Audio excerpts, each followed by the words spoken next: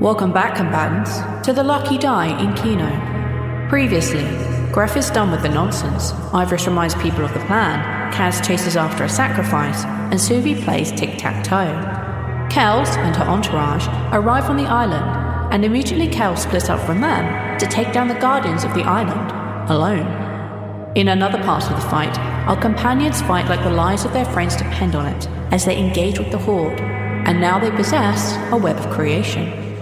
Is the cleric regretting his life choices?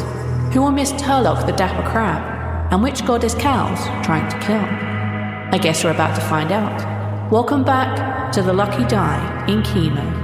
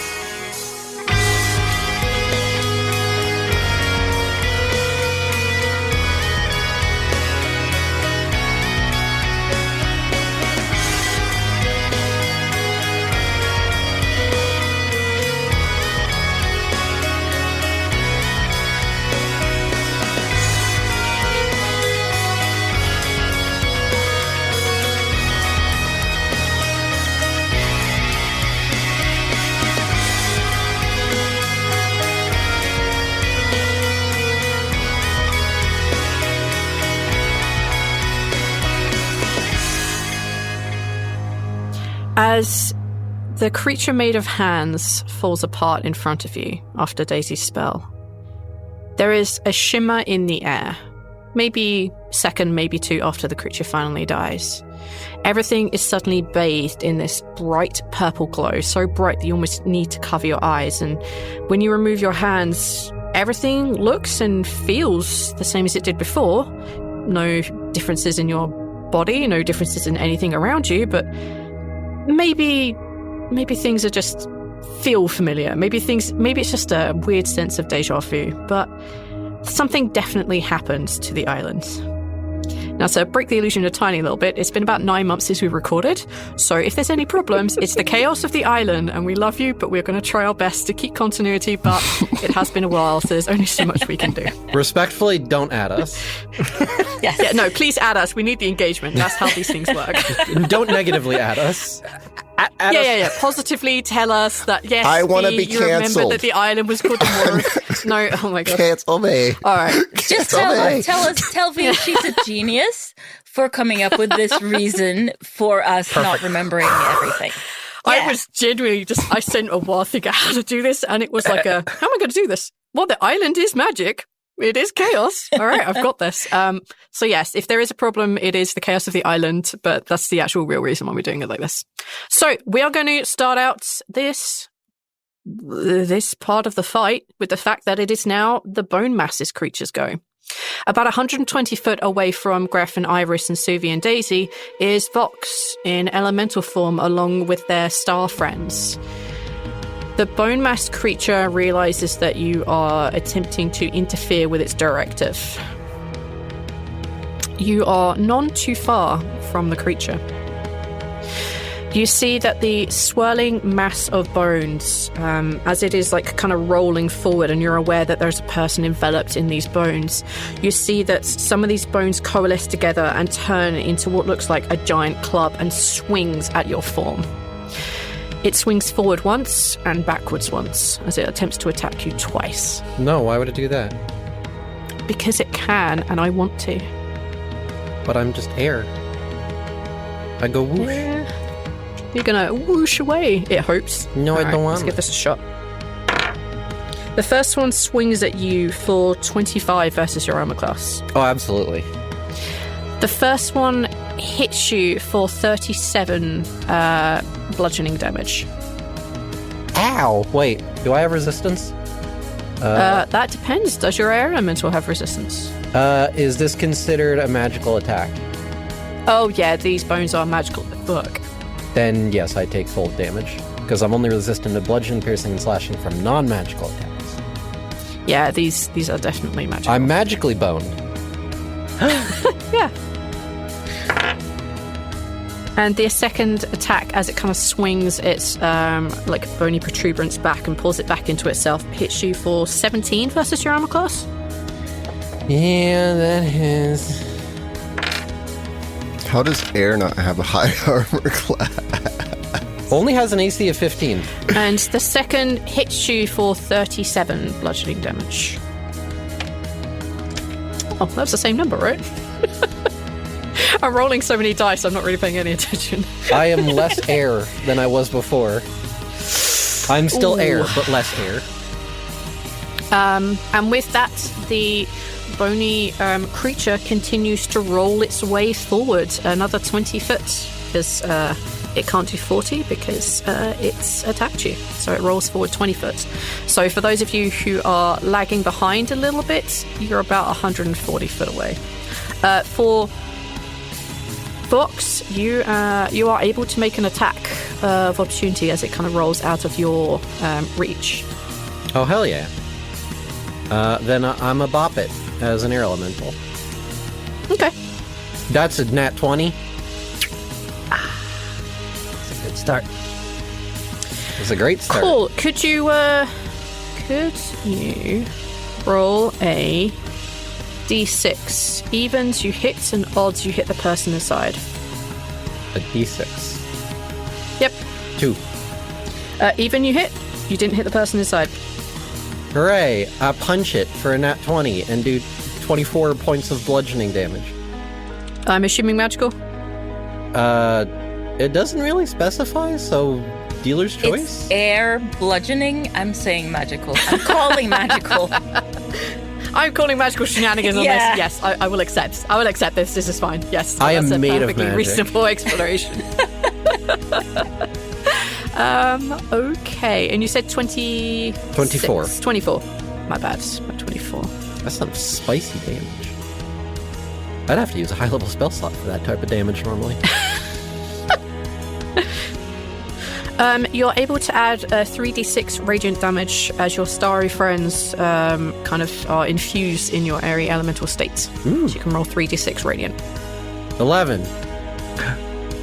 Great.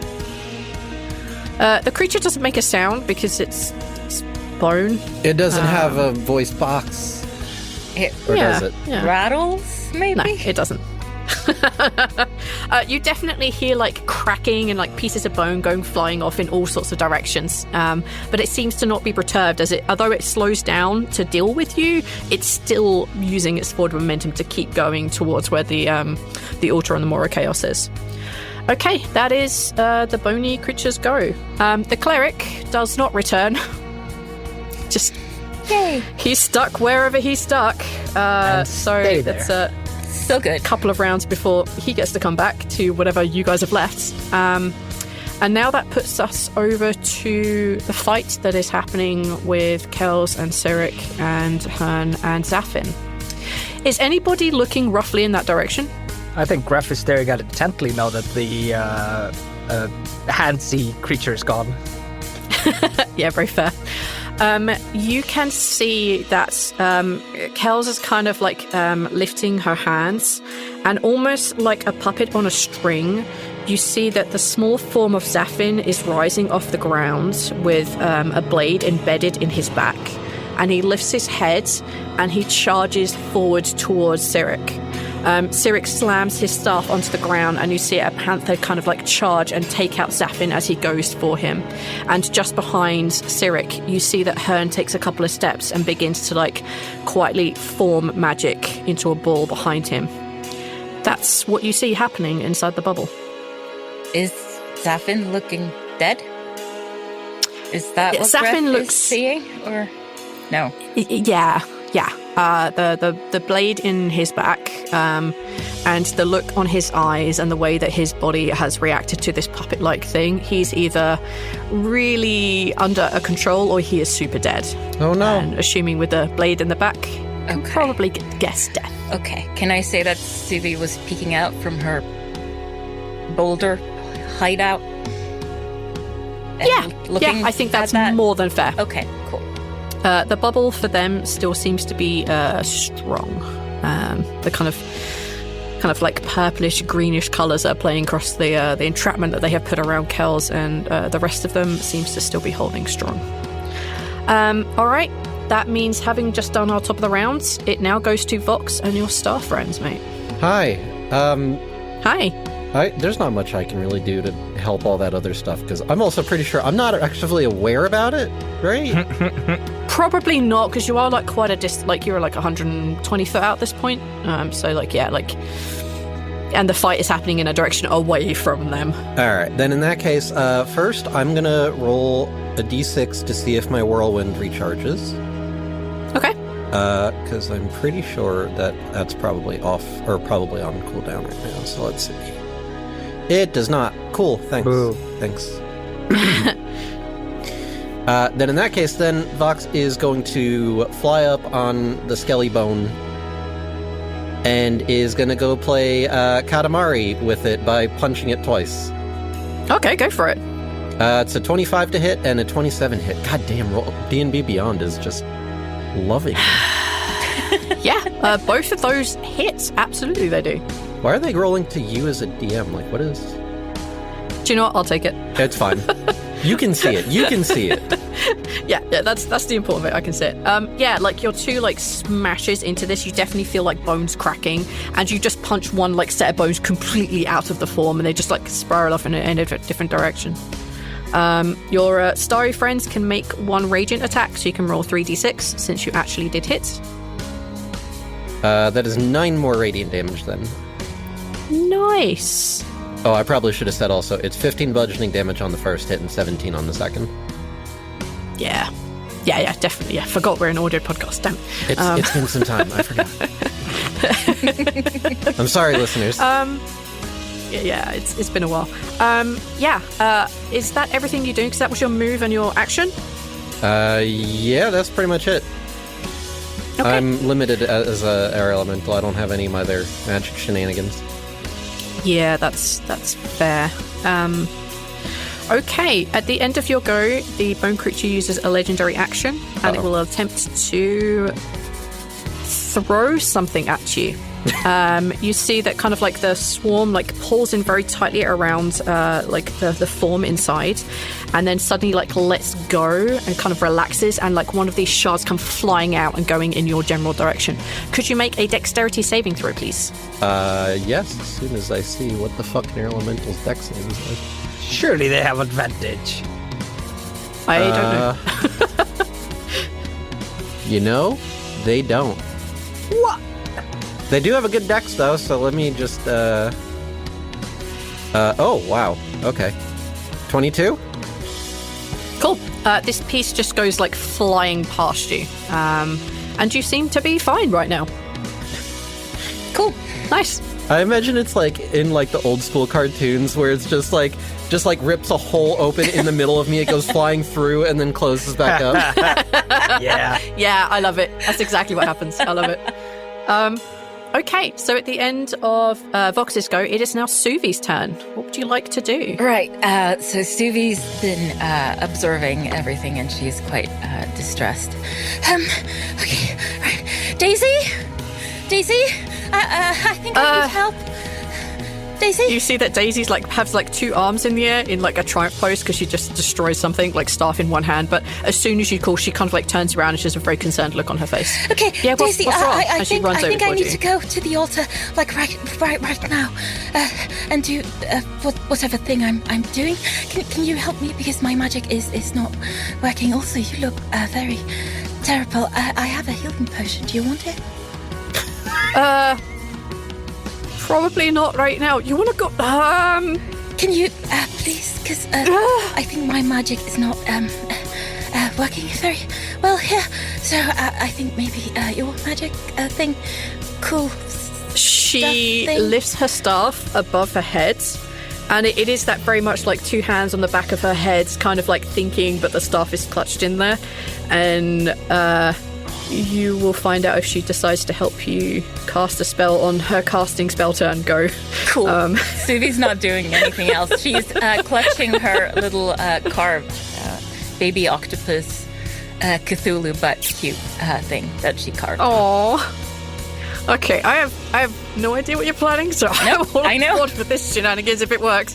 Ivoris, it's your turn. I'm gonna say that like falling in the ground, like in the water between where you and Greff are standing, you can see like the faint glow of like the orb of creation. You've held them before, I believe you stole one from someone, so you're very aware of what this looks like, and you're definitely aware that like Suvi has called out to Daisy, because Daisy was quite clear. You can hear what's going on there. What would you like to do? I think I need to attack the bone thing. Because it's about 140 foot out. I think I can make it there because I have a spell that's 120 foot range. Okay. And a 30 movement. So I think I can get to where I can throw an attack at it. I don't know if there's anything smarter for me to do. Anyone has the opportunity to tell me to do things. Kill it. That's it. Yeah, Instant kill it kill real good.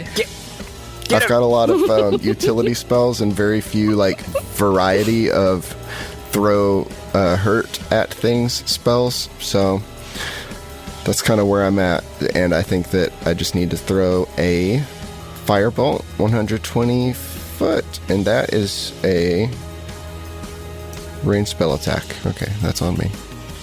All right, so you're moving 30 foot closer, so that gets you to within 110. And that's a 15 to hit. Could I get you to roll D anything, to be honest, as long as it has an even amount of sides? A D anything. I'll roll another D20. 4. I'm glad I got that out of the queue. All right, I put it forward to the table. What sort of chaos do we want to have happen here? What is he casting? Firebolt. Bolt. Fireworks? Can we have fireworks? I mean, it is a cantrip, so I feel like it shouldn't be anything punishing. Say something helpful. So, it turns into lightning damage. It does good shock damage. It's efficient against... It's never that nice. And all the fish die. No, this is terrible. You know what? I really do like the fireworks idea. It's so super dumb. I'm going to say yes with a but. But I would like Vox, who is very close, to make a dexterity saving throw. Uh-oh. You'll basically take half damage if you 19. if you fuck it up. So let me check what his DC is. Ivoris, what's your spell DC? 17. All right, then what happens is that as you shoot this forwards, fire does not erupt from your hands. A shower of sparks and a loud meow comes along with it as it shoots in the direction of this kind of bony creature. It's so loud that everybody can hear it. Even Fox, who is currently in his air elemental form, you just hear this meow coming straight for you. You have enough dexterity to get out of the way, and the full thing just smashes into the back of this bone creature. Okay, so what damage did you do? What color are the sparky things? What colours would you like them to be? This is your choice. Blue and pink. Great, they're blue and pink. And some gold. Your cantrip is not doing the correct amount of damage, Neil. It should be doing 2d10. Okay. An additional 3, so 11 fire damage, but I also get to add my charisma. Oh, okay. Yes, true. So 5, so 16. And I don't think I have any more shenanigans. Okay. I appreciate that. Yeah. I want to ask a question, V. Okay, go ahead. I'll allow it. Is there a chance that Kels was distracted by my loud noise? And sparkly lights. I'm gonna go with no. Oh. It's in a different place. There is enough chaos that happened. I'm just gonna have to go with no. I'm so sorry. And also I have this thing scripted, and I really don't want to have to mess with it. I worked out spell points. I worked out hit points. Please don't be reading this. Oh my god. Okay, fair enough. But it's a good question, though, because it really should have It was a good one. done. It was a genuinely good, but also just like, please, no. No, alas not. The bubble is too thick. Okay, cool. Yeah. They can't hear anything inside there. Actually, no, that's not true. They can hear what's going on. They're just kind of focused right now. They're occupied. Okay. Yeah, somewhat occupied with a life and death situation. Okay, cool. That's the end of Ivoris's go. Yes. I'm double checking my bonus actions or anything. I'll cut it in if I find anything. I don't think I have anything. Okay, cool. At the end of your go, the bone creature again forms pulls itself inwards and then relaxes, firing out a bone shard in the air elemental's direction. Could I get you make a dexterity saving throw, please? 16. Don't like this. You take 16 points of piercing damage as this shard of bone flies out and pierces through kind of like the entity that you are. Is that magic damage? Yeah. I go poof. I'm gone. Air elemental dead. I'm not gonna let you go poof. Not poof. No. Greff is looking between the bubble, the web of creation, and the bone creature. And as the bone shoots for you, he just says under his breath like, "Argh!" And then a red string flies across the battlefield almost instantaneously, and Greff appears in front of the bone, and then probably falls down from whatever height you are. I'm using the string of Elmater you gave me, V. What? Oh. I knew that would come back and bite me in the ass. In that case, you take 16 points of damage. Can Greff fall on the bone creature and smash it? Well, I'm going to say that you wouldn't be that high up in the air, really, because it's been able to hit you at like a shorter range, so you wouldn't take any falling damage. I was That would just be that much of punching a it, dick. so it would have been right there anyways. Okay. And now you're like 140 feet away from me. I know, buddy. I know. I didn't want to leave you alone, but I'm okay over here. I don't think there's... I got the opportunity to cast like a free misty step. Son of a bitch. I love it. Is this a one-time kind of deal, Aethor? It does not say that. I think it's like... I would like to assume it's once a day. So the jumping in front of a fight thingy, it does not say that it is once a day. It basically just say I take full damage, like, period. Right, yeah, that was the consequence of your actions. And it's on a reaction, so yeah, that's fine. Yes, and it does. Let me think. Now that you're over there, you can help me put that thing in one of my boxes and we can send it to Kels. Put it in their bubble. Why would we want to send Kels' assistant? He is already winning. You're right. You fucking lunatic. Put me in a box and make me fight Could Kels. I have you roll any kind of dice, please, so long as it has an even amount of sides? Sure. I'll roll you a 1d5. /R1d2. I rolled a 2. Ah, okay.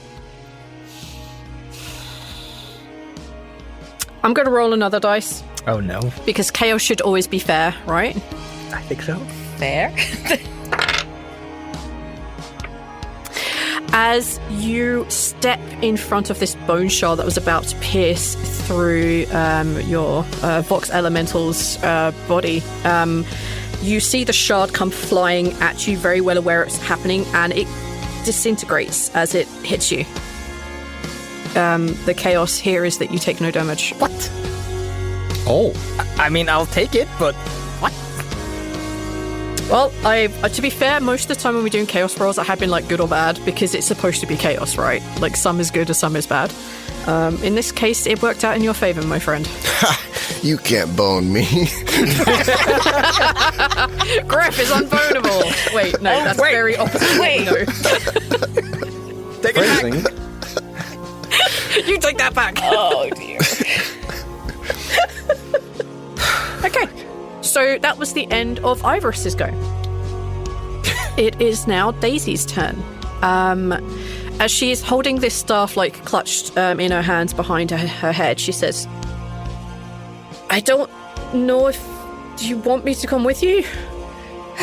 No, I think it's all right if you don't. Yeah, I think I know what to do. Just remember it's your song. And she pulls the staff down, and as she does, you see this like blue purplish energy form like a very big circle around her and you, creating like this very big sphere. And you hear this kind of like slight bassy humming happening all around you. And the next second, you feel a tug on the back of your navel.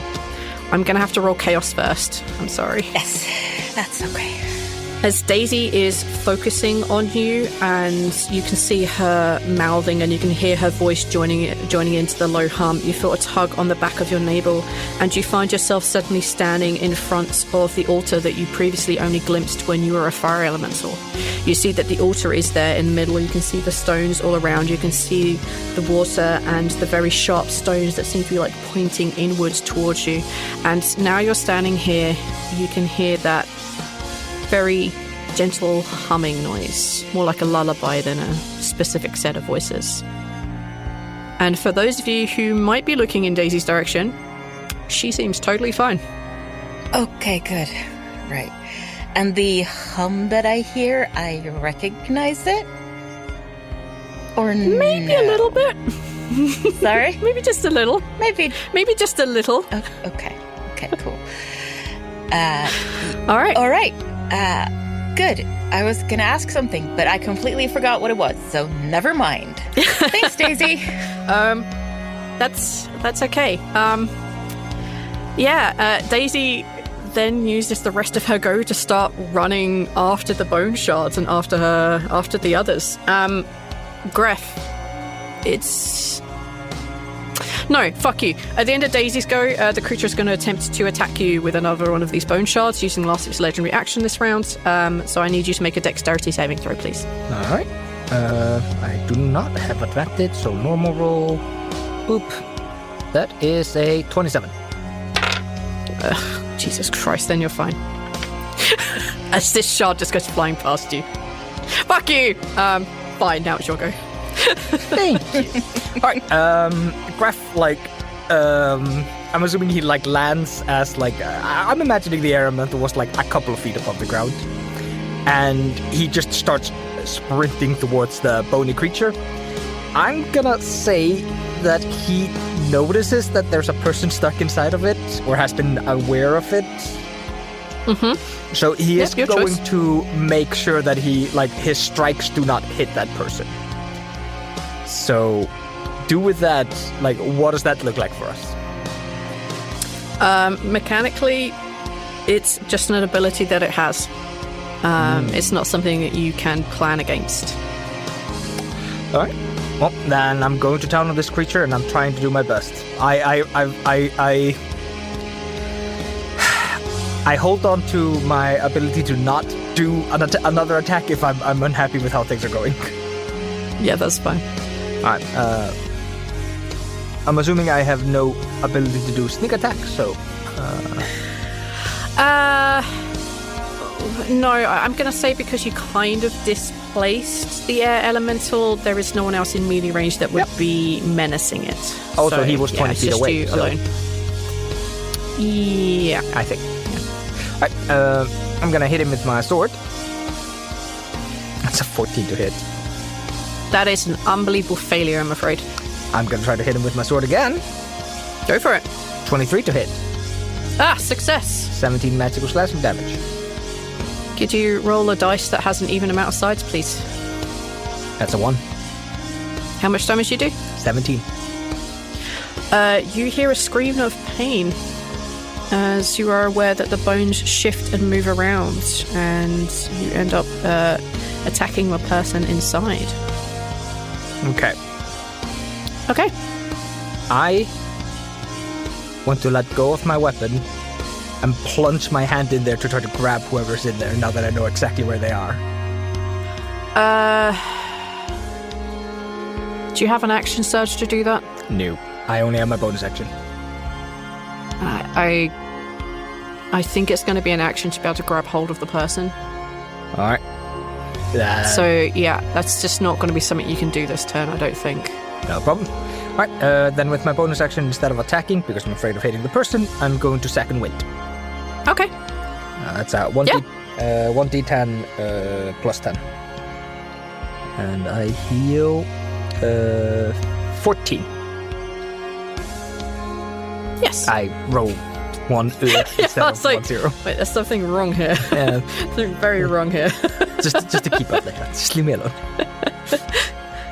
Yeah, you heal up 14 as like something inside your pure rage at what you have just done just forces some of your wounds to mend.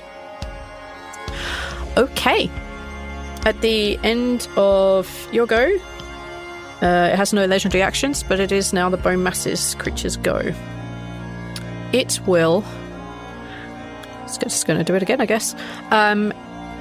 As you are right up against it, you see the bones like coalesce like very closely together and then form themselves into like two large like club-looking things, and they swing at you one after another. All right. The first one attempts to hit you in the head for 21 versus your armor class. Hits. It hits you for 38 points of damage. Jesus. All right. And this one like smashes like the side of your head. The other one attempts to kind of get you in that kind of like lower gut area for 28 versus your armor class. That hits. Sorry. For 33 points of bludgeoning damage, as this one like goes for your kind of like general gut area. All right. No, it has to follow its orders. It's going to roll forward 20 foot. All right. I'm assuming I'm not allowed to use my reaction to it rather than attack it to try to grab the person? Your reaction would have come back. Yes. So you can absolutely do that. All right. Greff is going to drop both his weapons and he's going to plunge both hands into that thing and try to grab hold of the person. As an attack. Now we have two grabby hand monsters.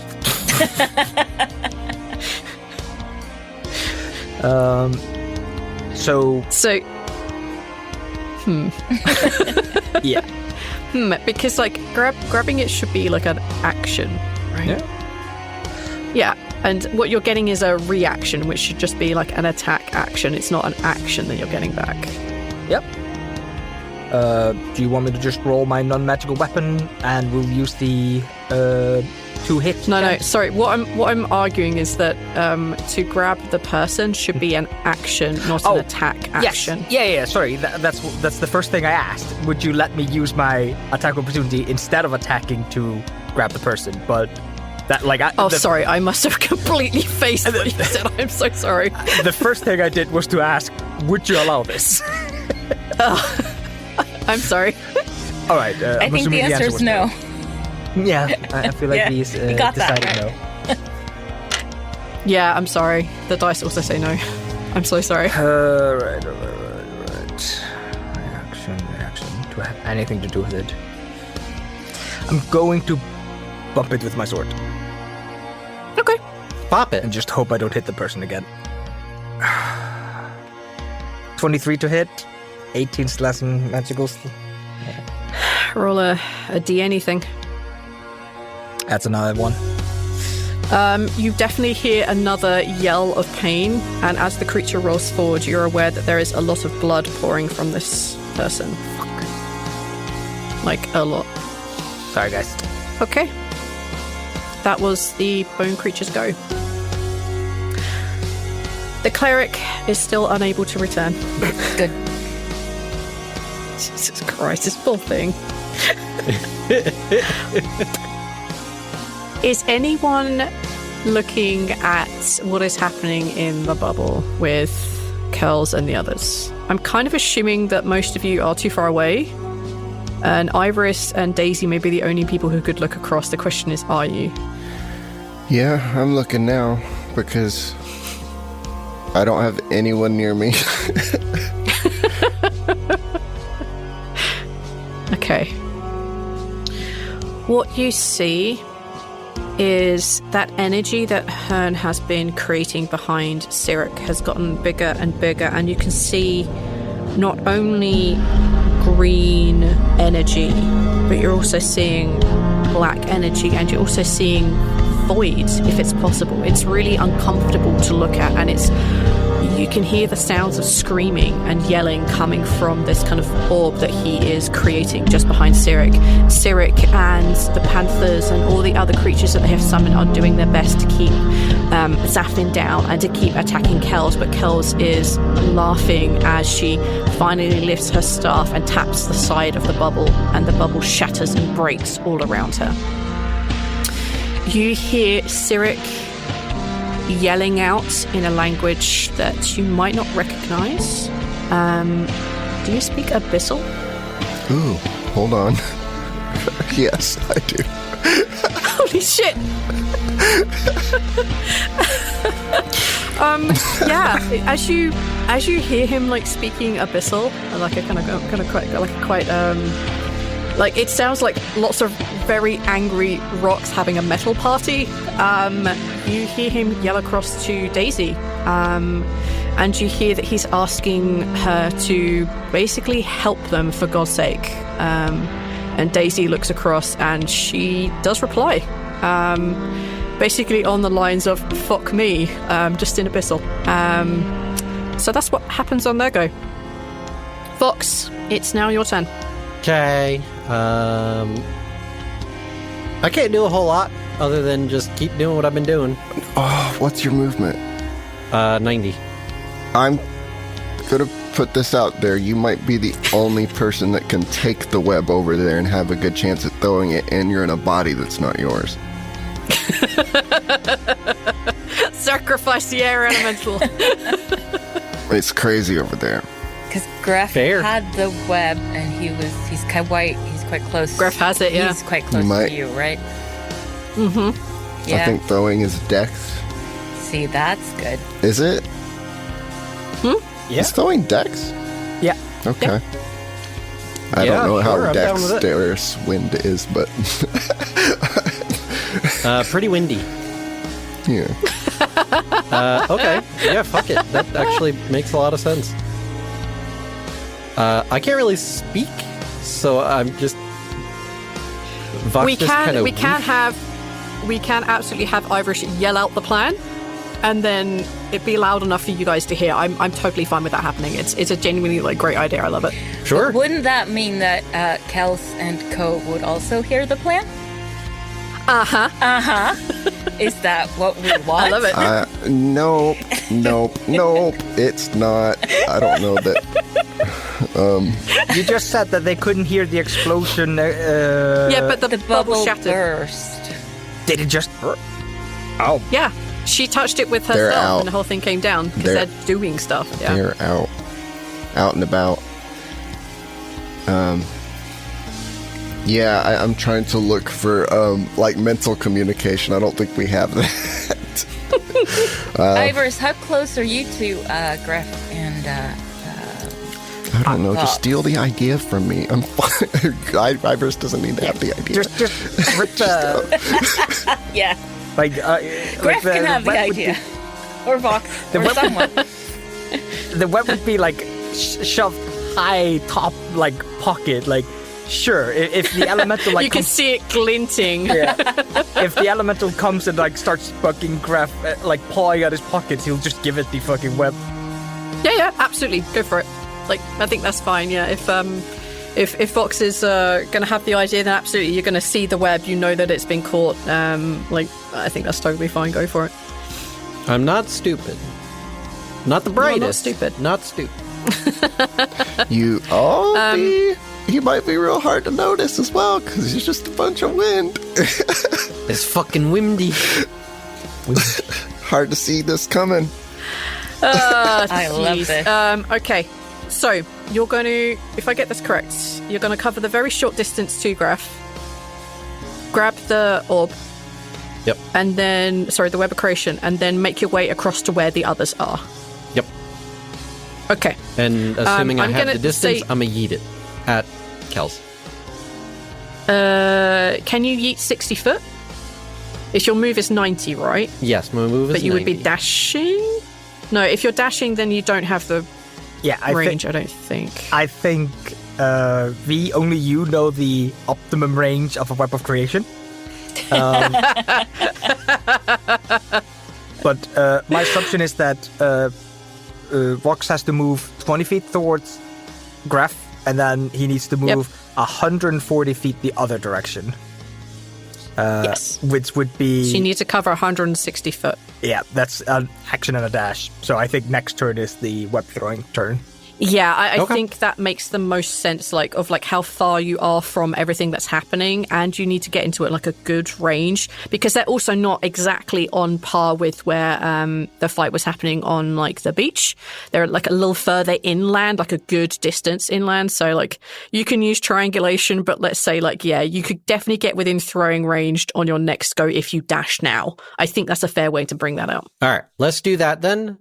Okay. I will stipulate that wherever I'm ending my turn is somewhere behind cover. I think that's fine. Cloud cover. Because I don't trust that. I'm not hiding. I'm just making it where there's not a direct line of sight.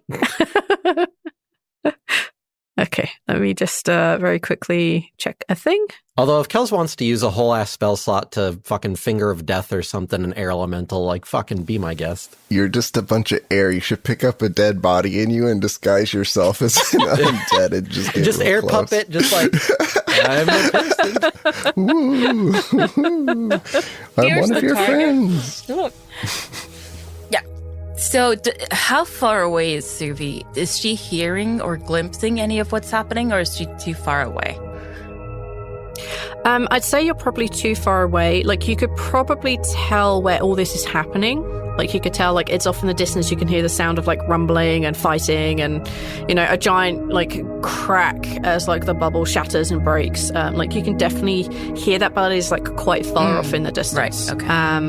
And at the moment, you are finding yourself in this kind of small island in the middle of the lake.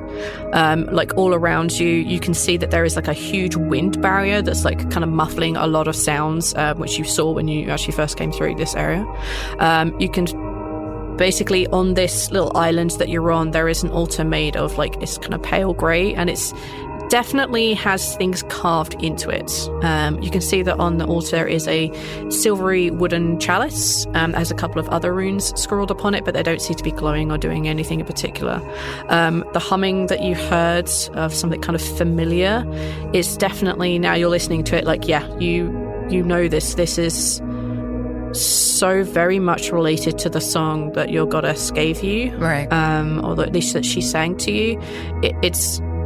It can either be disheartening or comforting, and it's entirely your choice on how you want to take that.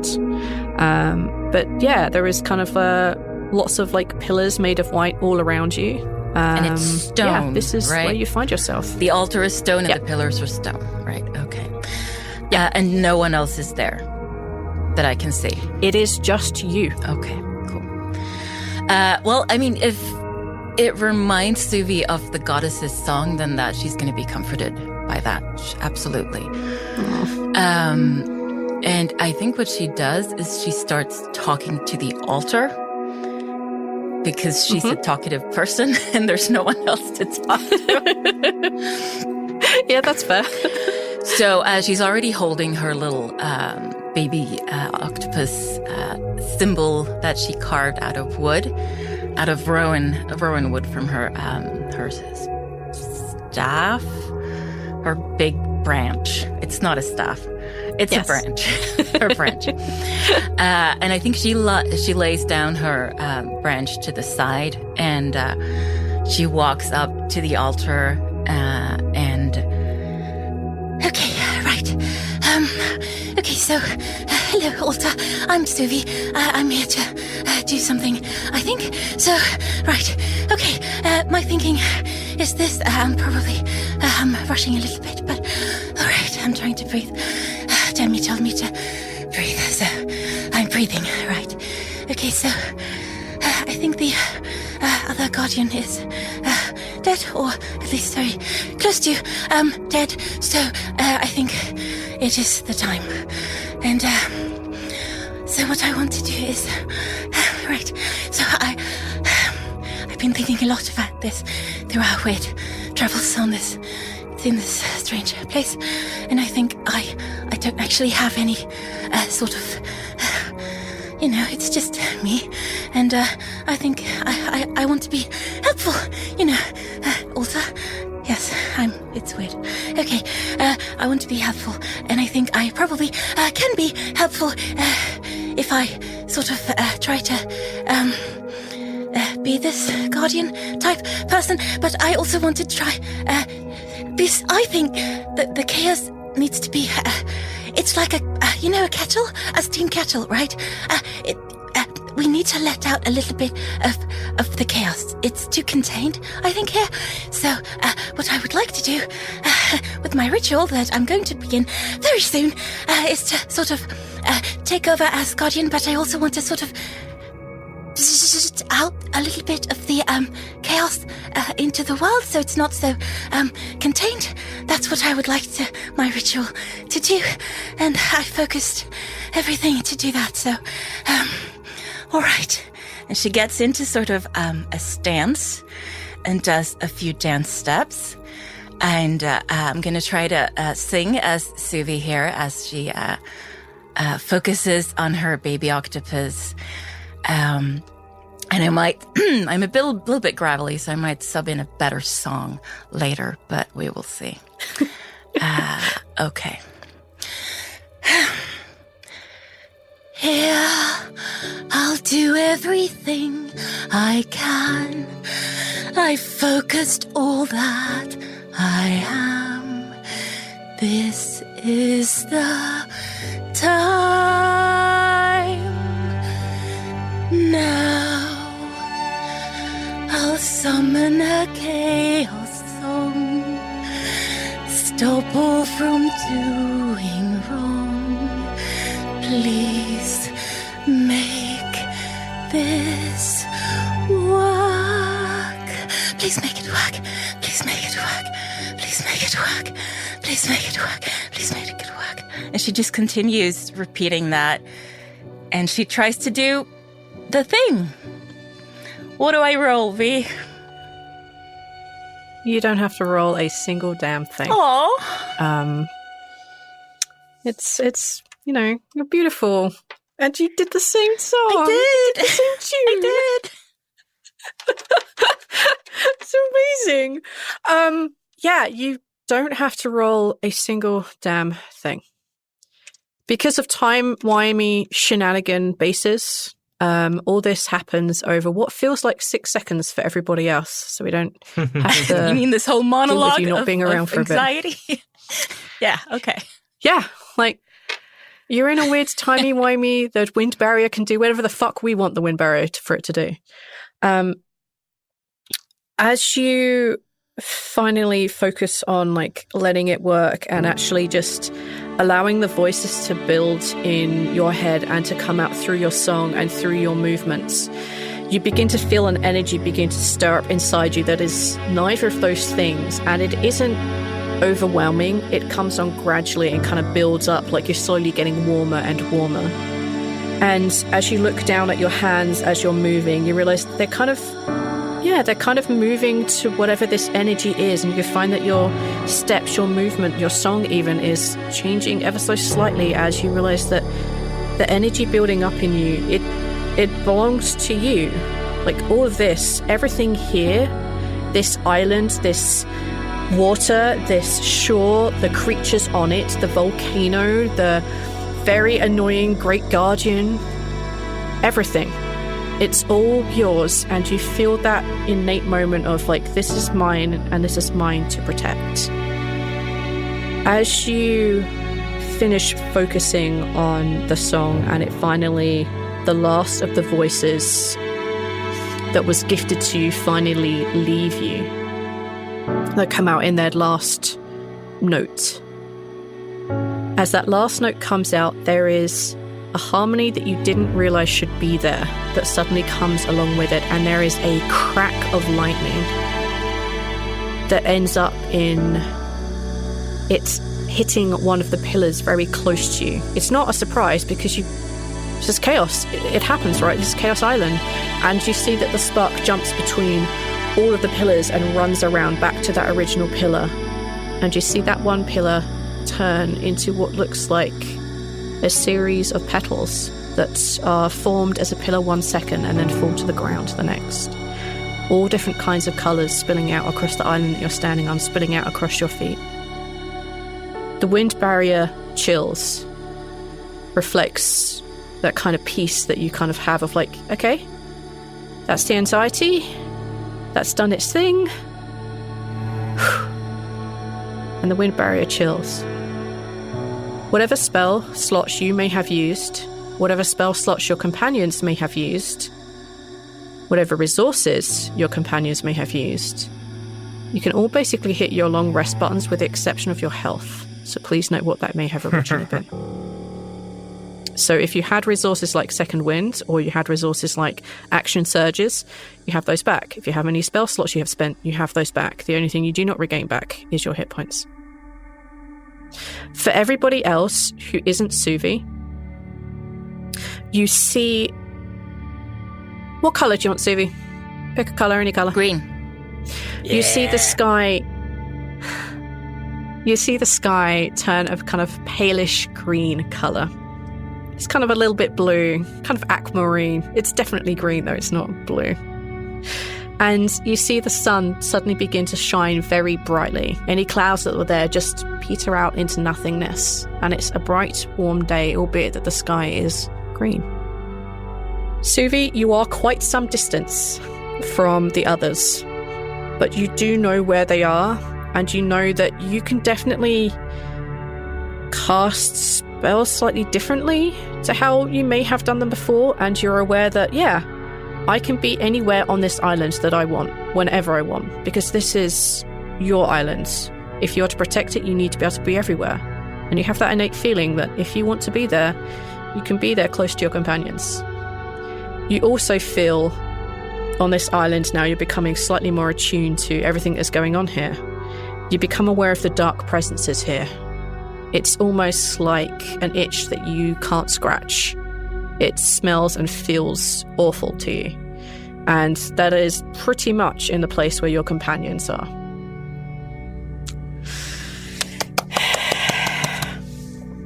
Have an inspiration point, my love. Oh, thank you. Thank you. You're welcome. That's so nice. Does Suvi feel any of the... any of the... Because she wanted that of the kettle to let out some chaos out into the world. Did she feel any of that happening, or does she not know? You are not sure at this point. Okay. Because there are some timeline shenanigans I have to check before I tell you what it is. See, I figured that one was going to mess things up for you, but that's what Suvi wanted to do. It's okay. We'll find out. It got through when we get off the island, I guess. Okay, so but I guess I can't do anything more on this turn because I did a lot. I could definitely say that was your action. As you join back into the time stream with everybody else, that was definitely your one round action. That makes sense. That makes it Ivoris's go. Follow that, buddy. Well, I'm so very far away from everything that I can't. You're about 100 and something foot away. Yeah. I know, I'm so scared to shoot that thing, though. God, I need to heal, though. And I just... Oh, wait, hold on. It's using my action to get double movement, right? Yep. How far am I from Greff? You're about 130 foot away. Oh my god, how? Wait. Greff went to the bone creature. You had moved 30 foot. It moved another, 20 foot. So instead of being 140 foot away, which is what you originally were when you started your last turn, you moved 30 foot. It only moved 20 foot. So, How is my Yanti form faster? Hold on. I don't know, man. No, it doesn't say.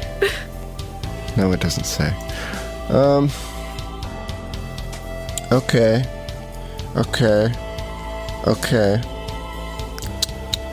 I don't think I can get to Greff. I could put myself in a box and mail myself to you, but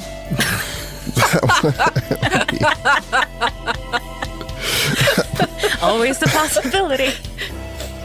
Actually, what kind of an action is it to accept or decline the box be? Could he do it immediately? Because that is an action, and the heal that I want to do is a bonus. How about we say it's a reaction of Greff to receive and open the box? Would you be accepting of that, Greff? Sure. I'll pop open a box full of Ivoris. All right, in a box Phrasing? that I go. Cat in the box, in the box, and then boop. There's a box in front of you, Greff. And Greff is gonna. You know it's Ivoris. With his sword, he like flips it open. It's Schrodinger's tabaxi. Is it dead or is it alive? Sorry. he will pop out and do his healing light ability. So I have a pool of these that just got refilled. As a bonus action, you heal one creature you can see within 60 feet, which meant that range was very inconvenient for me. Spending dice from the pool, the maximum number of dice you can spend equals your charisma modifier. So I can spend 5. So you get 5 d6s of healing. I needed that, thank you. I healed 22. Nice. Woo. Add. That was a delivery I want to get more often. Get back in the box, do it again. To open it again, does the same thing happen? That would be good.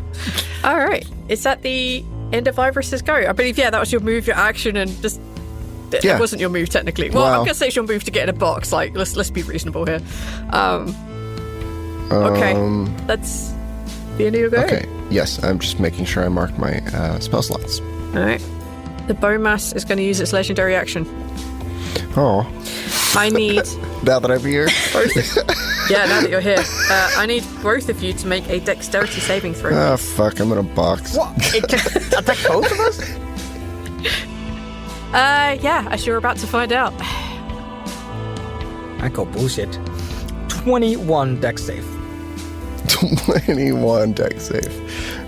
That's a really is good this number, shit? Neil. Copycat. I think only sexy and beautiful people roll numbers like that. Very true. Is this magical? Yes, this is magical. Do I have advantage? It's not a magical spell. Oh, you said that's why I asked. The thing is... Oh, I'm sorry. No, it's not a Okay. spell. This thing can't cast spells. It just hits you a lot. Okay. This creature, like, you see it momentarily flex inward, and then you see almost every single bone of it fly out and create a whirlwind of about 20 foot around itself, and it batters both of you on the sides of your heads with bone shards and bone pieces before it finally pulls itself back together. And you both take 17 points of bludgeoning damage, which is magical, and that was halved. That's after being halved. Okay. Yes. I still thank you for my cat in my box. Cat in my box. It was still on.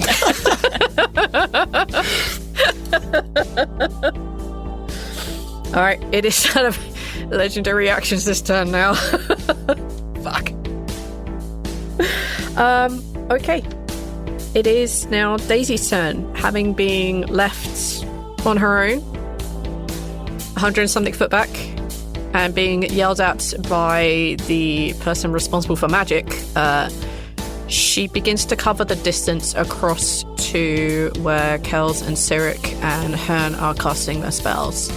And is are any of you watching? Actually, you guys are kind of quite far out. I was And you heading in did just that get a cat in a direction, I think. box. Yeah, you're in the box. Great, perfect. You see that Daisy covers like a good portion of the distance on the way there, and you see that as she's moving, that she is generating a greenish blue light as she goes, and you can tell that she's casting magic as she travels. And you see it slowly begin to flicker a little bit, this energy that she's forming as she moves, and it too becomes a little uncomfortable to look at as you realize that you're probably staring into inky blackness, maybe into a void. That's what you see her doing on her go. Creepy. Greff. Yes. It is your go. I am going to move up to the bone creature, which now is a whirling tornado of shards and bones. I'm gonna grab that goddamn person using my full action, and I'm going to tear them out of that stupid bone creature. All right, we're going to make it a post roll, my dude. I'm going to say you definitely have to grab hold of them, because I think that's fair. But whether you can break it free from the grasp of the bone swarm is a different matter entirely. I am going to make an argument. Can I use one of the least used skills in the game? Athletics. Drink? Yeah. You know what? Yeah, I'll allow that for this. I think that's totally fair. Haha, you fool! I have provisioned in it. I would hope so. That's 23. How much? 23? Yeah. And I do have bardic inspiration if I want to. Okay. So when we do post rolls, they can avoid with acrobatics, right? I think that's usually how people think about it. Yeah. Great. If I were to say that I also got a 23, you would say you're about to... I'm about to use my bardic inspiration, which adds an entire 1. That's all you need. This may be the best one I've ever rolled. You reach in and you grab the wrist of the person inside and you pull them out, completely out of the bone shards. You see the bone trying to shift around them like a cage, but your strength is just... It's a tough fight, but something Suvi said earlier today just made you go, nope, and you pull this person completely clean out of the bones. You're now holding a kind of a young-looking man who has fairly long, dark hair. He is definitely in need of some TLC. You can see some definite sword strikes. A lot of damage has happened to him, and he looks exhausted. You are holding a young human. All right, are they bleeding out? Is what I'm wondering. They are in a terrible state. They are definitely on the bloody side of adventuring. Okay, there you go. Then Greff is gonna grab that person and he's gonna sprint away. Okay. I will take my opportunity attack. I will do it. Screw you. 21 versus your armor class. Fuck! Can you roll 2 lower, dude? No, I literally can't. It is almost impossible. That's for 30 points of magical bludgeoning damage. Yeah, I knew that look. That was the look of what are these rolls? Oh, okay, there it comes. There it is. There's a max roll. Love it. There. Nice. Finally. That was its reaction. That was Greff's go, right? Yeah. And I'm assuming you're moving your 30 foot. Yes. Okay.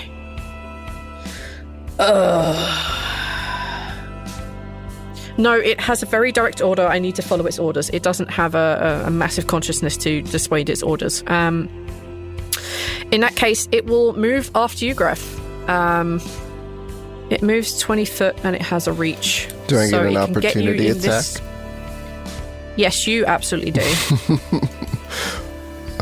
Those can only be melee, can't they? Unless you have a perk. Unless you have Warcaster? No, I definitely don't. Oh, damn, and I gave my rapier away. I don't think I actually have a melee weapon. Do you have a dagger? I mean... I'll take a knife and fork at this point. What have you got, man? Sure. I pull out whatever little traveling knife that I used to eat. All right, that's an improvised weapon. A butter knife. A butter knife. You can do 1 point of damage if you hit. Yeah, might as well be punching it. But you know what? Yep. Why not? 1 point. Why not punch it? Wait, aren't you a tabaxi? Can't you claw it with your claws? I do have claws now. You're right.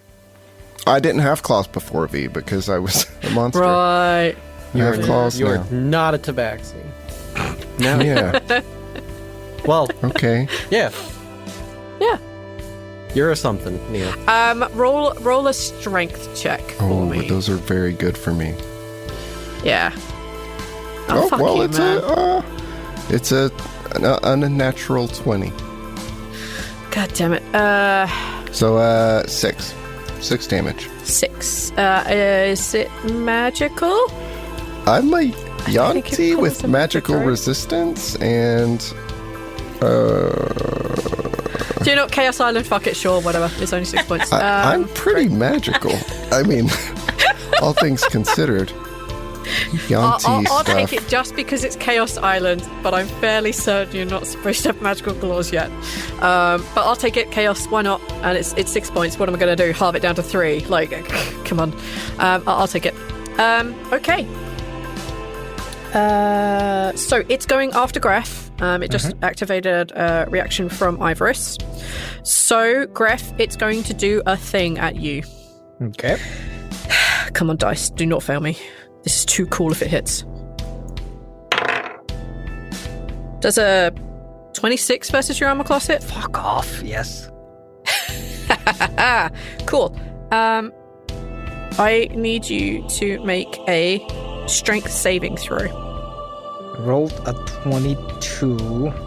1 second. You must tell me if I make it or fail it. You make it. All right. I have Indomitable. I was allowed to re-roll it if you told me I failed it. You still take 10 points of bludgeoning damage as it attempts to make you its new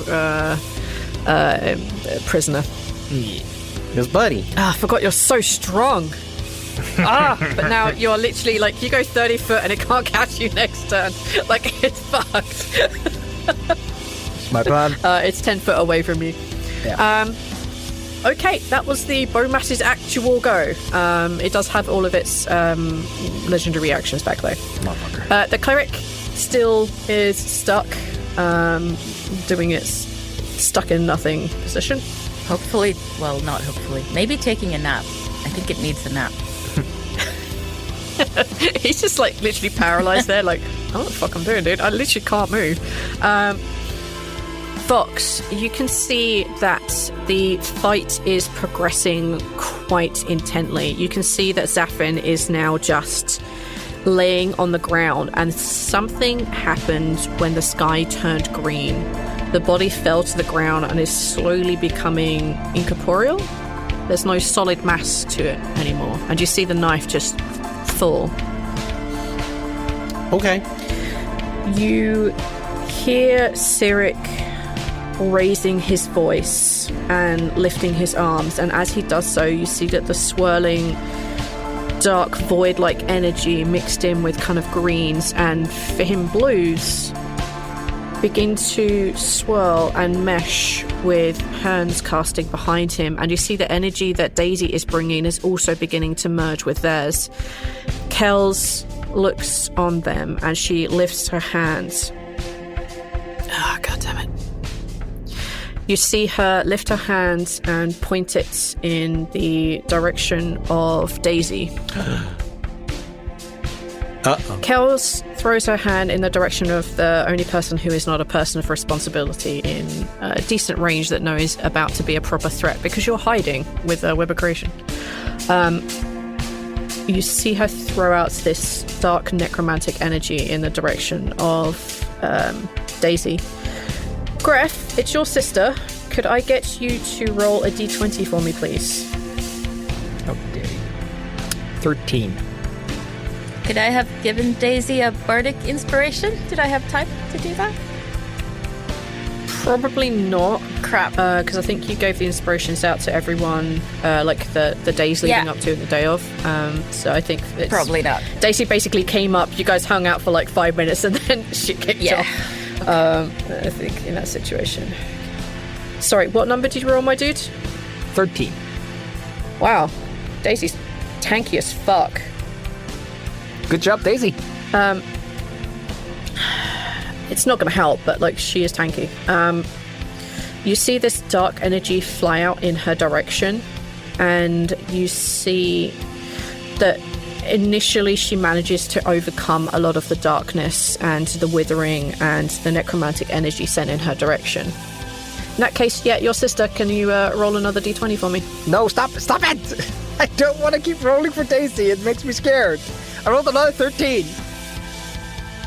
Lucky number 13, right? Yeah. Lucky number 13 as this spell flies out. Oh no, Kels also can do it. Ah, yes! I think she's counterspelling everybody. I think everybody's counterspelling everybody. Yeah. It's like the Spider-Man meme. Everybody's pointing at each other. Yeah, and they're just Counterspell. stuck. I have counterspell, but I'm out of range. You are too far away. I want a counterspell. I want to counterspell too. All I right. don't think I can. Okay, now all the chaos. I'll narrate what happens during their realm.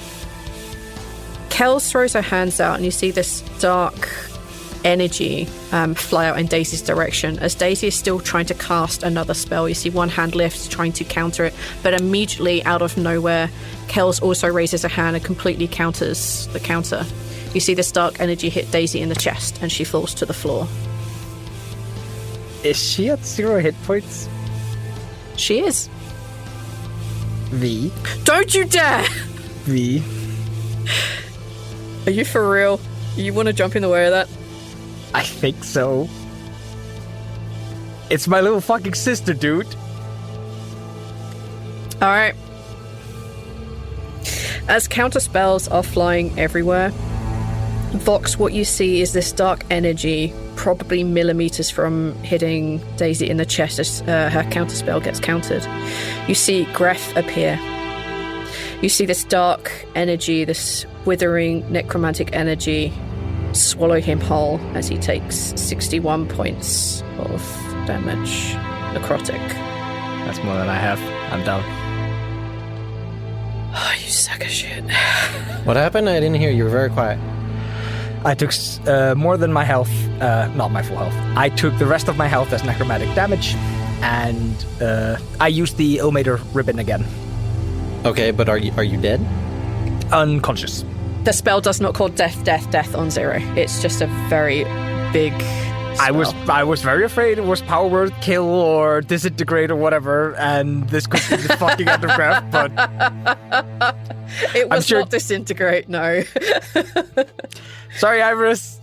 I mean, it makes sense. You're making sense, Greff. That's fine. It's just very bad.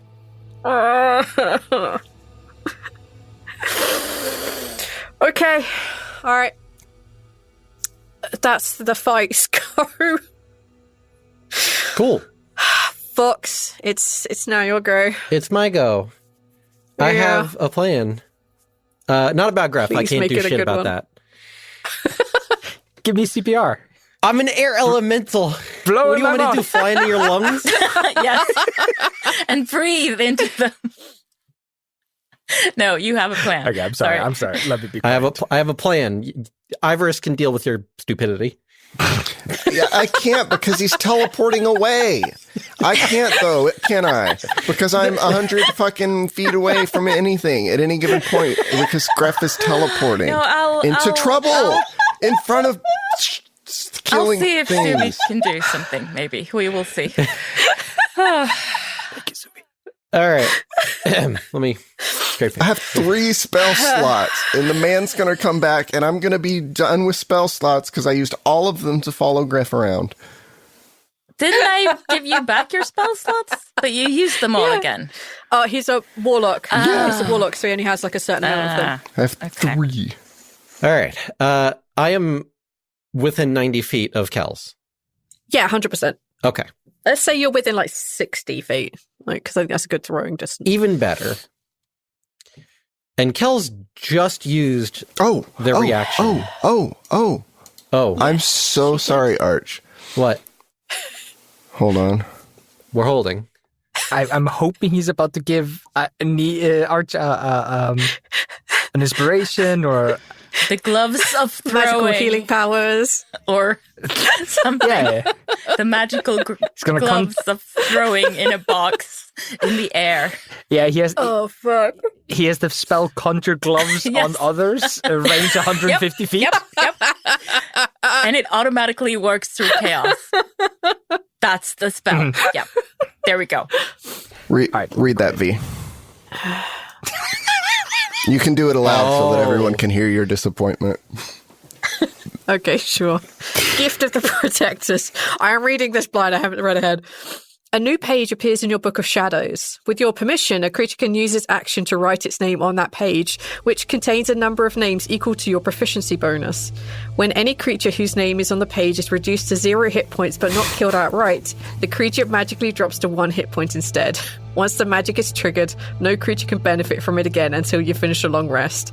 As an action, you can magically erase a name on the book by touching it. Fuck you! Greff has signed my book. I wrote it.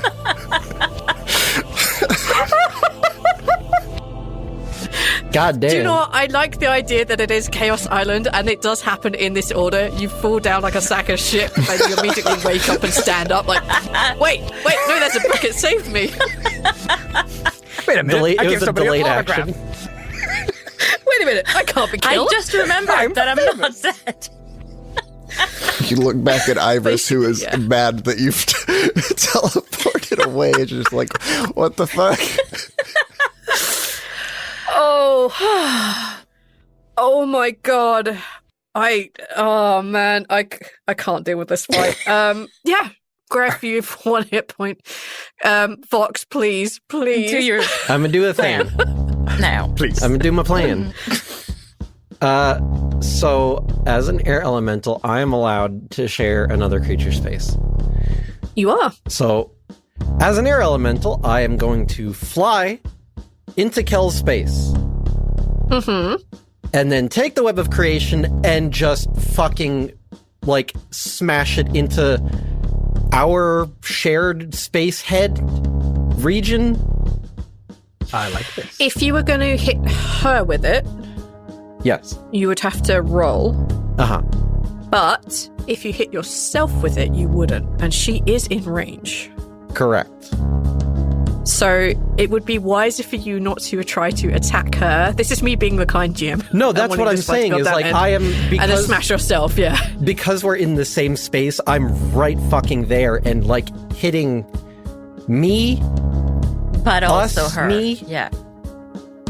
That's genius. I'm trying to guarantee that if I'm hitting myself with it, that Kels is being involved there, inside of it. So yes, long story short, yes, I'm hitting myself. Okay. Yeah, the second that you smash this thing into the shared space that is you and Kels, anyone who is able to see sees this kind of goldenish orb appear around the pair of them. And it shimmers nicely. You can see that the 3 who are casting are still casting in your direction. And you can definitely see that Cyrix looks concerned. But they are not stopping their casting. Okay. Is that the end of your go? Yes, I don't know how being an air elemental interacts with this. Well, you are inside a web of creation. You are stuck inside a web of creation. Right. Nothing leaves a web of creation. Mm-hmm. You understand the consequences of your actions. I do. Okay, then great, we can continue.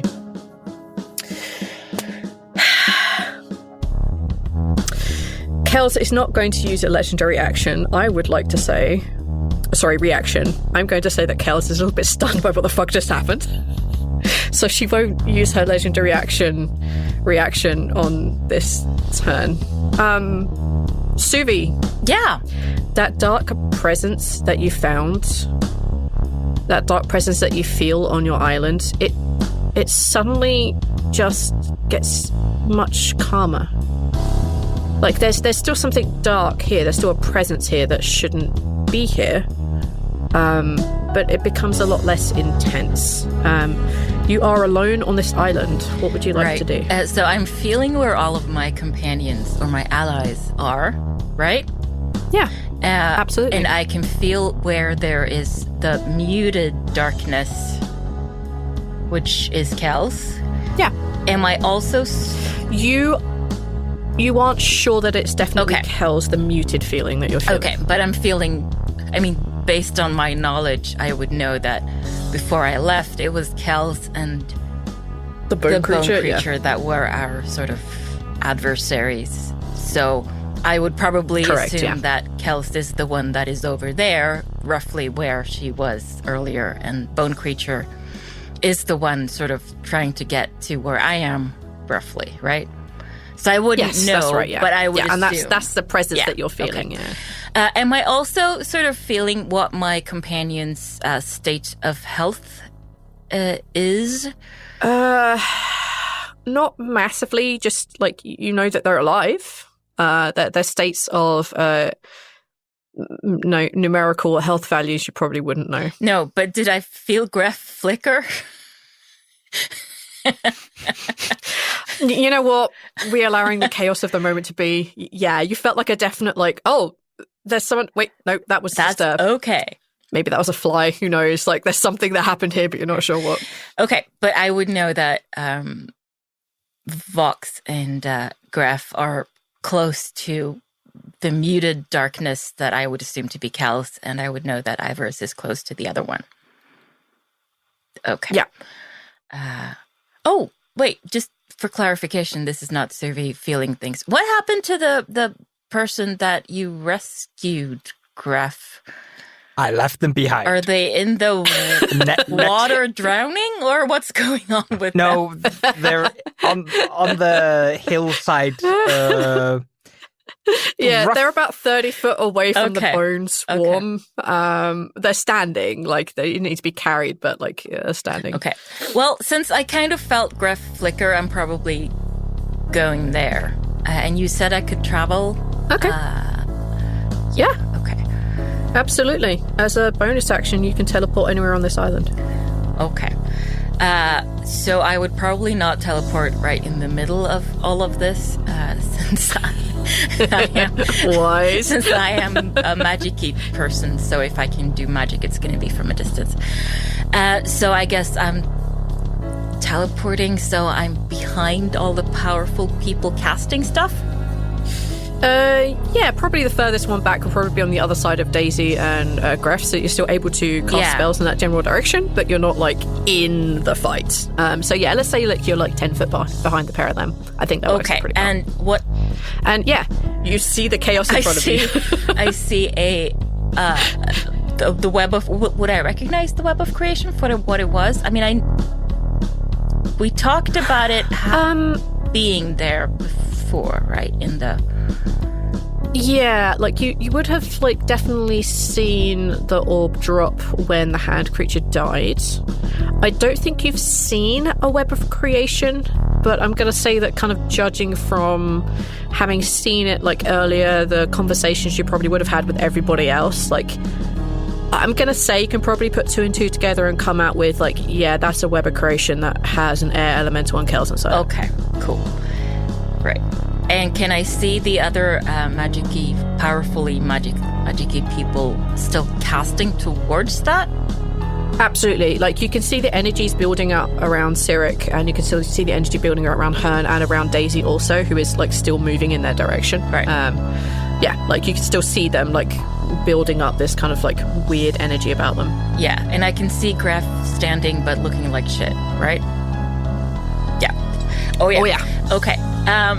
Right. Now, me, Karen, since I was involved in the breaking out Dachin bubble thing, I get a little bit nervous about webs of creation.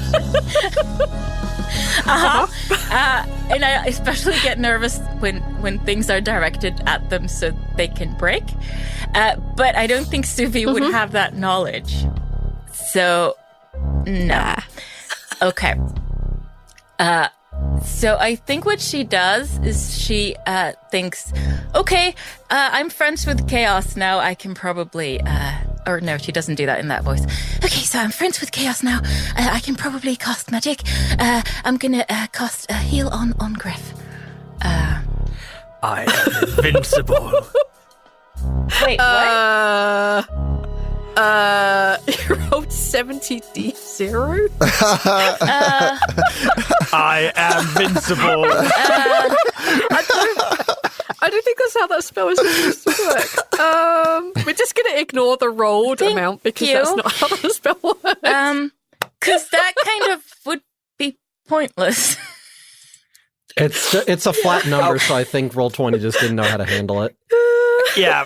Yeah, because it says, choose a creature that you can see within range. A surge of positive energy, which is green, by the way, washes through the creature, which is Greff, by the way, causing it to regain 70 hit points. The spell also ends blindness, deafness, and diseases, blah, blah, blah. By the way. Yeah. By the way. So you... Maybe it's supposed to roll 70d1. Yeah, I guess. Okay, so you regain 70 hit points, Greff. There you go. Thank you very much. Yeah. There is a nice, like, chaotic feel to it, but, like, yeah, a lot of your wounds just, like, close over in absolutely wild ways. Like, okay. Okay, oh yeah. So I don't have to roll for chaos, it just kind of worked? It works. I love it! I love it so much! Thank you! You're welcome. Now, I don't think I can do much else. I mean, I have my... So you used your bonus to get here, you used your action to cast a spell, all you would have left is your move. Yeah, okay, so my move, I want to hide. Can I hide? Yep. Is there somewhere to hide? There's plenty of those rock formations that you made. Yeah. You could definitely, like... Okay. There are some around. Hiding. They're only little, so you could definitely hide. I'm hiding. I won't take a stealth check from you. Good. Okay, cool. That's the end of Suvi's go. At the end of Suvi's go, the bone creature is going to pull itself together and throw out a bone shard in Ivoris's direction. Ivoris, could I get you to make a dexterity saving throw, please? 17. I finally hit. Neil, we were on a roll. And that roll was to humiliate this bone creature. And that roll was 70 zeros. Oh, come on. Rolling 3d8. I got a 4. Take 4 points of damage. Yeah. Where were these terrible numbers when you were beating me up? Or me. Yeah, exactly. Everything's fine. I'm in a bubble. Cool. This is a bad place to be, mate. Well, you know what? Small price to pay. Yep. At the end of its legendary action, it is now Ivoris's turn. Okay. You are 10 feet away from the bone creature. Mm-hmm. You're about 100 and something foot away from your friends. Seeing that everything is not as on fire as it could have been over there, Ivoris is going to use his bonus action to turn into his snake monster. Okay. And he is going to do a grapple attack and try to basically squeeze this thing and compress it down and crush it. Dope. Let's do it. So constrict is a melee weapon attack. So my melee weapon, it says plus strength mod. That makes sense. Yep. Is it a strength attack though? Yeah, if you're attempting to like grapple and crush, that would be a strength. Oof. 13. Well, let's see how well it does with his acrobatics, shall we? You attempt to crush it, but alas, like the bones just kind of like move around your form. The thing is, though, I have 2. Oh, sorry. I have multi-attack and it says 2 ranged or 3 melee attacks. Oh, really? Oh, fuck me. But can only use bite and constrict attacks only once each. So I can only try to restrict once. Yeah, but you can do the other attack and another, I can do a bite. Well, it's going to be immune to poison. Well, yeah. There's not much blood for it to get poisoned in.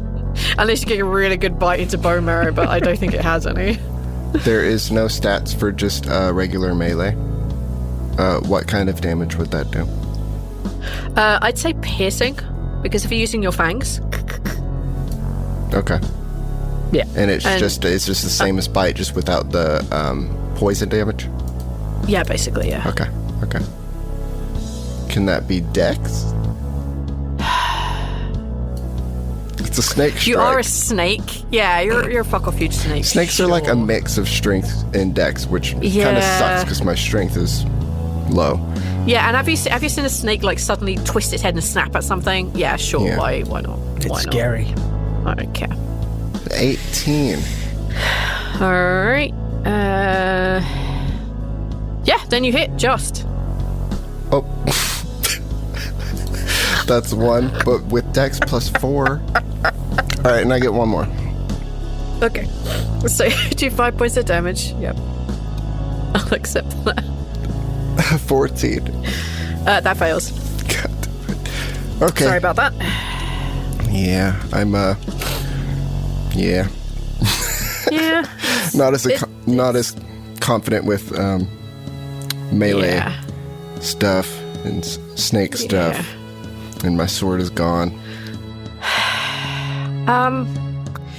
Yeah, in retaliation for attempting to be bit, it forms itself into a massive kind of like...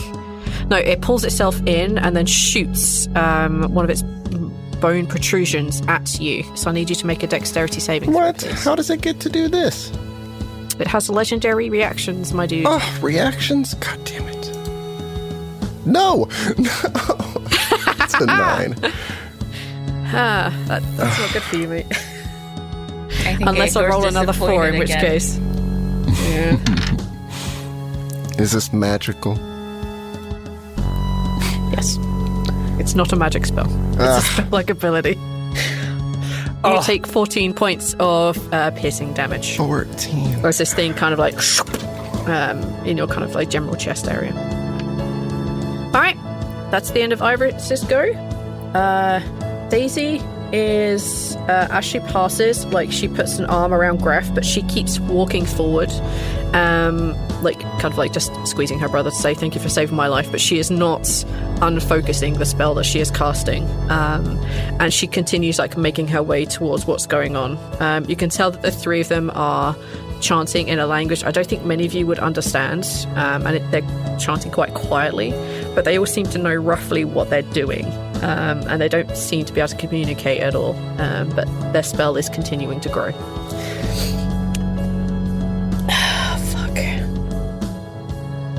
No, I'm not going to do it. Greff, it's your go. All right. Kels does not have any minions on the field. She has like little like bony guys, but most of them are like being mauled to death by panthers. All right, so I don't need to worry about that. No, assume that her minions and her add-ons and their add-ons are very much negating one another. So the only other threat left on the field is the bone mass, which is about 120 foot away. If I use my action surge, I cannot make it in one turn. So that's not happening. Let me see. Unfortunately, I think there's very little I can do.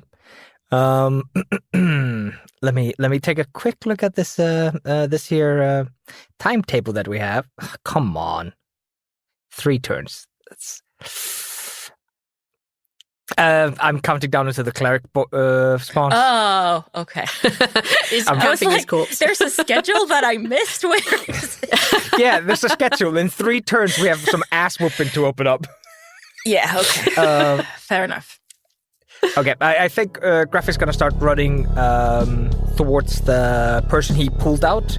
You said that they were like up and moving, right? Yeah, I'm going to say that, yeah, you kind of pulled them out, but they were able to, like, run with you. Like, so they were upright, so you didn't just drop them on the floor. But yeah, like, they're about, like, 10 10 foot out, let's say, roughly. No, let's say like at this point they probably wouldn't move, so they're probably like 40 foot out from the bone mass, which is being engaged by Ivoris as a sneak. I think definitely the thing he said to that person before he swooped in front of Daisy was like something along the lines of fuck. I'll be right back. I hope. But yeah, he's just gonna start sprinting to like receive that person. Okay. So your like full move would be like 60 foot, right? Yep. Unfortunately, I have no bonus to my speed. Yep. Okay. Cool. So I'm guessing that's your entire go then. Yes, unfortunately. Okay. No, I'm gonna bonus action second wind. Sorry, just to get my heal. Yeah, absolutely. That came back anyway for thanks to Suvi enabling chaos. Okay. At the end of your go, the bone mass is going to use the last of its legendary actions to attempt to hit Ivoris again. So, Ivoris, could you make a dexterity saving throw, please? 17. It's just about a fail. Do you still have that inspiration? Oh! Yeah. Yeah, you have an inspiration die. Okay. Yeah, I need to use that. 10? D10? You just needed to roll a 1, and you're absolutely fine. Like, I did it. I hate my life. I rolled 2 7s and an 8 on 3d8. This is just... Ooh. Fuck. Alright. Fine. Sucks to be me, I guess. Yeah. So that actually makes it the bone mass's actual go now. And it will... on its go, being very much entangled in someone who's attempting to like beat the shit out of it and bite it, it will attack you twice. For a natural 20. Sorry. That was a 30 versus your armor class, in case you're wondering. Like, that's Okay. And the other is... Right, I'm going to do 1 damage at a time. Only 1 damage at a time. I'm going to roll in my secret rolling channel because there's too many dice to roll. I don't like the sound of that. You take 44 points of bludgeoning damage from the first hit. Okay. You still conscious? Yes, but... Great. Round 2. Oh, Okay. God. For a 23 versus your armor class. Yeah, whatever you're gonna do... I haven't used a reaction yet, have I? I don't think so. No. I am going to cast Tomb of Ice.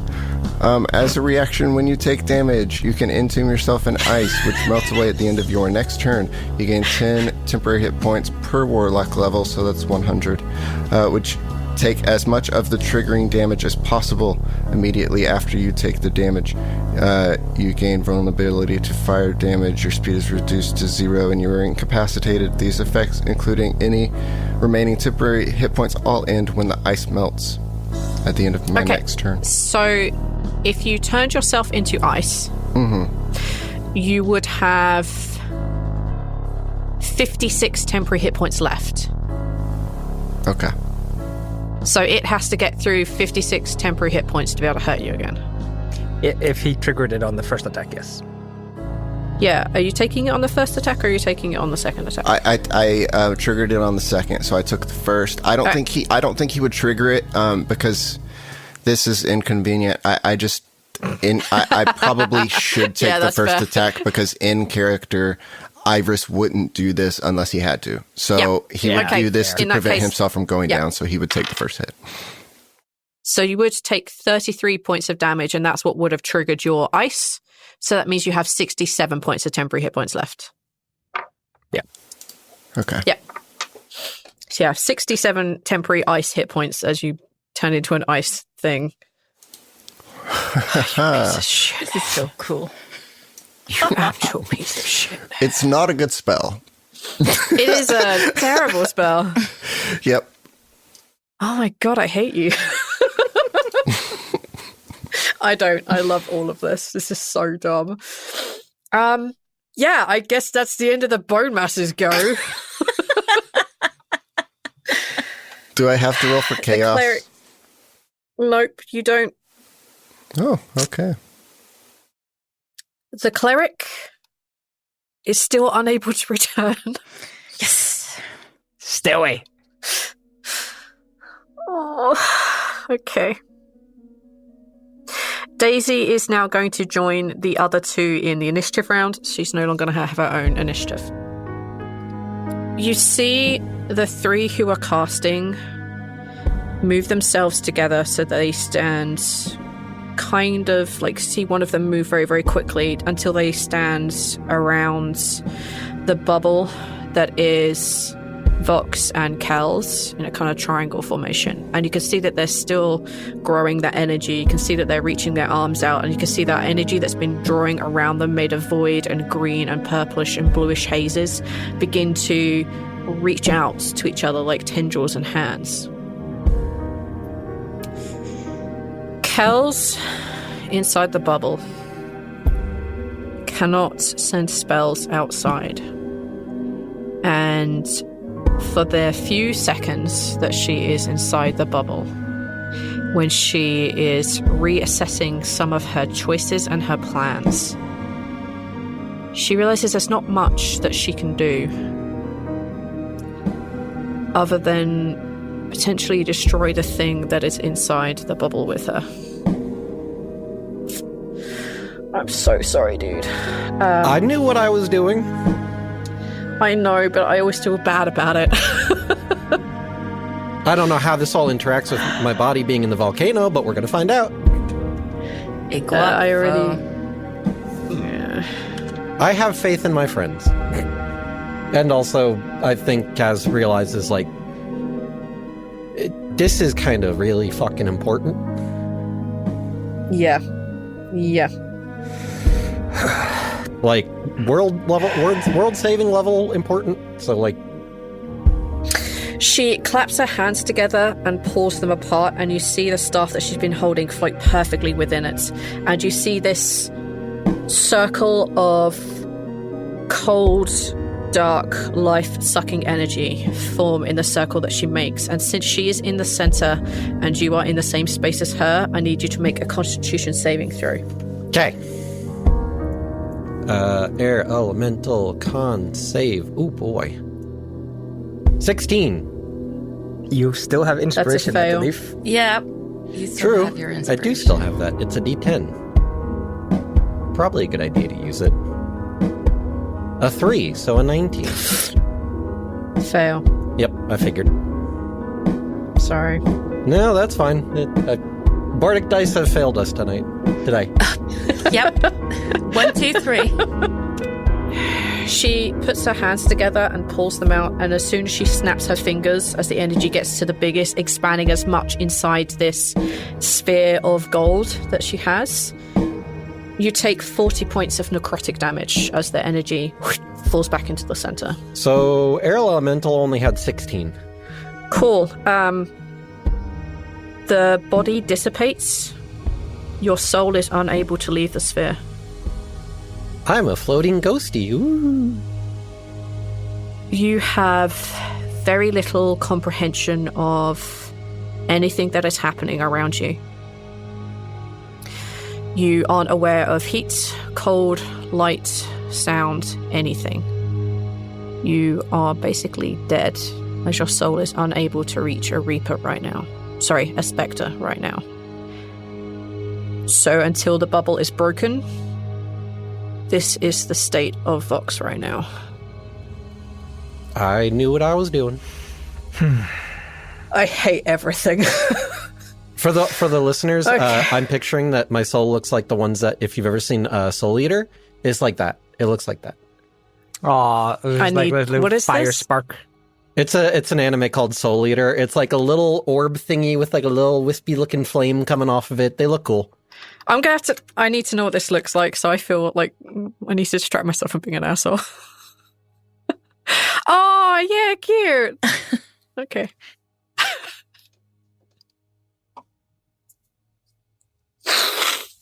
Okay. For everybody who can see, I not Ivoris because he's encased in tomb in ice right now.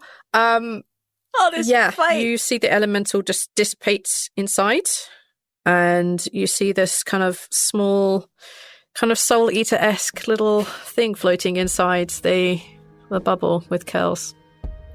And I guess, Suvi's hiding, but the feels would be the same as when Greff flickered out, right? Or not?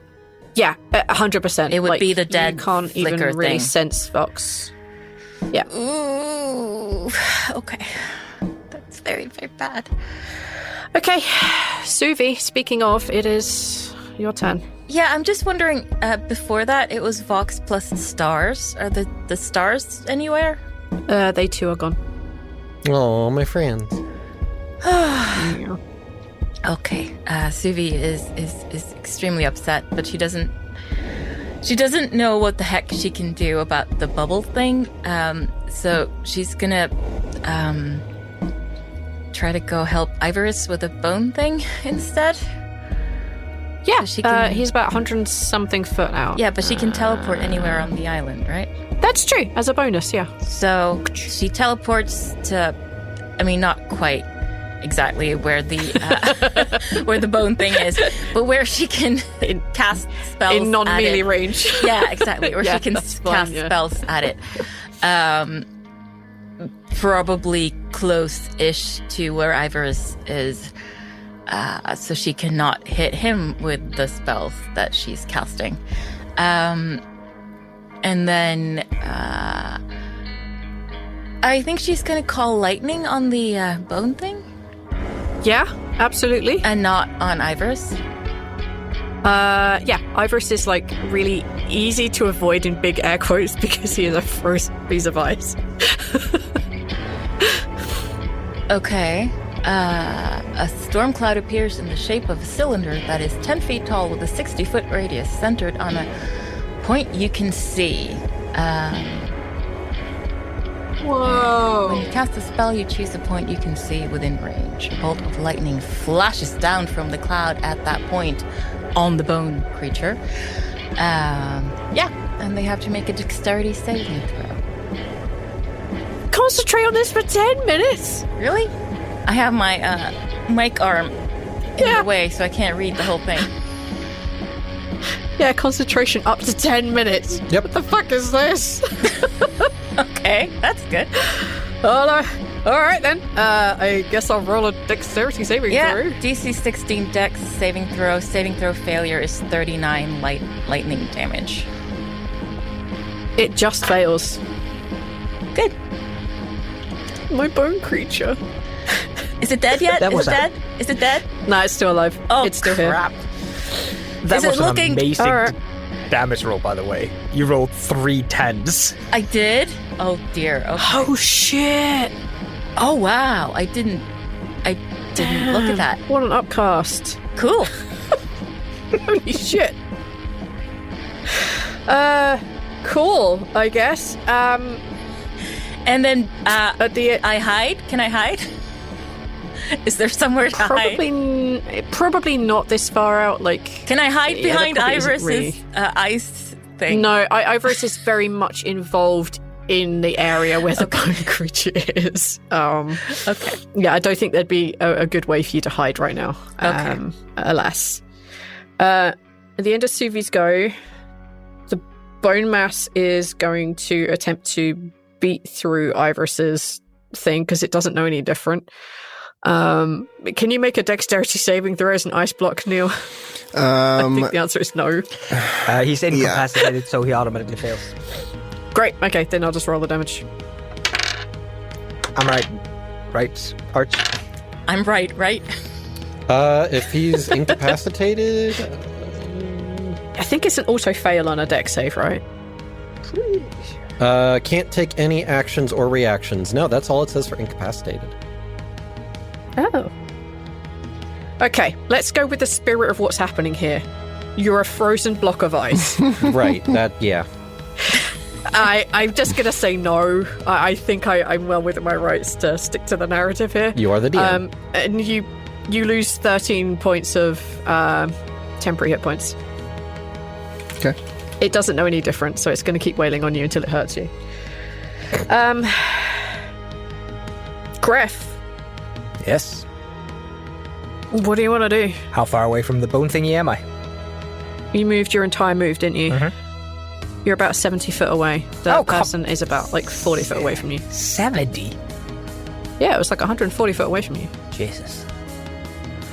All right. Yeah, I think Greff is looking between...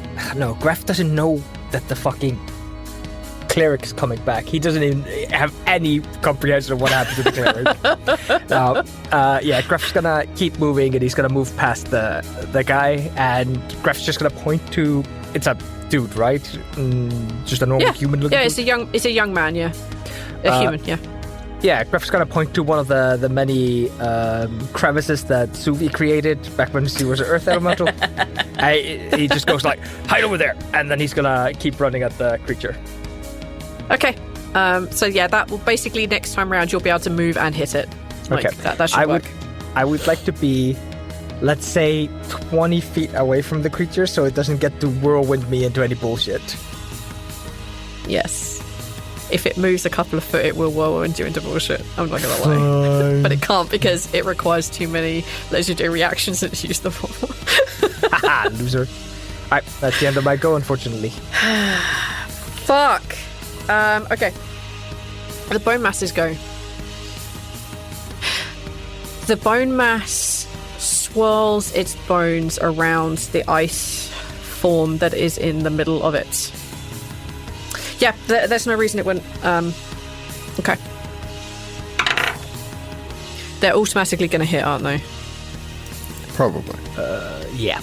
Because you don't have an armor class. Yeah. Okay.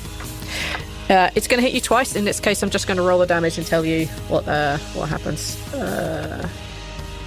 The first one, as it swirls and smashes away, trying to take much of your ice away, it does 27 points of damage.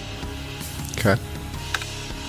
And the second one does 26 points of damage as it begins to try and chip away at the ice that you're encased in. 26, you said? Yeah. Okay. Are you still encased in ice? It has 1 hit point. What? I hate everything. The ice has 1 hit point left. Yeah. God damn. That's the end of the bone masses go. The cleric is still unable to return. But it has one more go of not being able to return, and then it will be back. Oh man, this is cutting it fucking close. Cool. You see, those of you who are close enough, that the energy connecting the 3 casters has now formed an almost completely solid wall between them. And it's beginning to shoot up into the air, up into a point, almost making a pyramid of power. That's what they're going to do. Kels ineffectually starts trying to break at the orb, but she eventually realizes she cannot, and she sits down peacefully, cross-legged in the center of this orb. Suvi. I believe Suvi would know that we have, because I'm an ice block and I can't communicate, I believe Suvi would know that Ivoris has the ability to do the revivify thing, but we would have limited time to do that. But... Yeah. But neither... I don't know what that does at this point with Suvi nor Ivoris happened, can do anything about Vox until the bubble is broken, right? Correct. Or at least until Vox's soul is somehow released. I think. Correct. We would need to pop the bubble at the right time. I don't know what they're planning to do. I don't know what they're doing. I don't know if what they're going to do is going to pop the bubble. I don't know if we should worry about it until then. I think we should inquire. Yeah, I think someone should ask them what they're doing. Yeah. But they might not answer because they're so focused. Someone else will have to. I have cold feet. Yes, and I want to kill this bone creature so it doesn't kill you, Ivoris. I was... the whole thing about the lightning being a concentration for up to 10 minutes. Does that mean I can just keep the concentration on it and get it to hurt the bone creature again? So you can basically click the Cool Lightning repeat button at the bottom of what popped up in Roll20. So yeah, because you focused on the point, you can just hit it again. Right. 38 lightning damage. What are these rolls? The fuck? So it's your 8, action 9, to cool 10. down another, but it doesn't expend a spell slot. Yeah. Cool. That's okay. the rules. So and also I didn't hide. I'm just been standing there concentrating. So that works. That makes sense. Sure. Let me know how you and your island deal with this bone creature. Yes! Finally, damn bone creature. Okay, so Suvi, again, she's getting very frustrated at this. She feels like there are other things that needs attention. And she's very annoyed at what the bone creature did to, well, all of her friends, basically.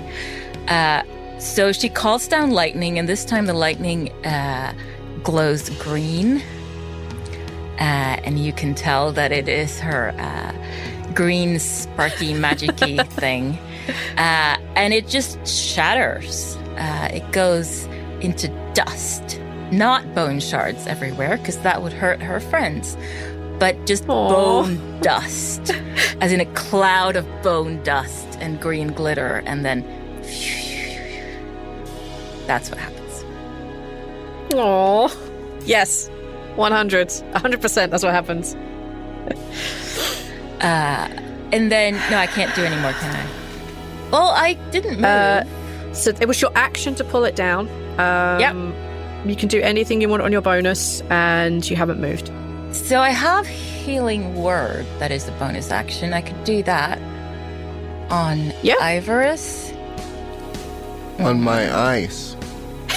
Yeah. I'm not sure. Go on you, I'm not sure I Neil. get that. I'm not sure that I get healing until I'm free of my ice. There's no reason why you wouldn't. I guess. Yeah, I don't see why you wouldn't heal. It's not a projectile or anything. Because I wouldn't Well, want to you just heal the ice, because that Can't would make just, no sense. actually touch me. Yeah.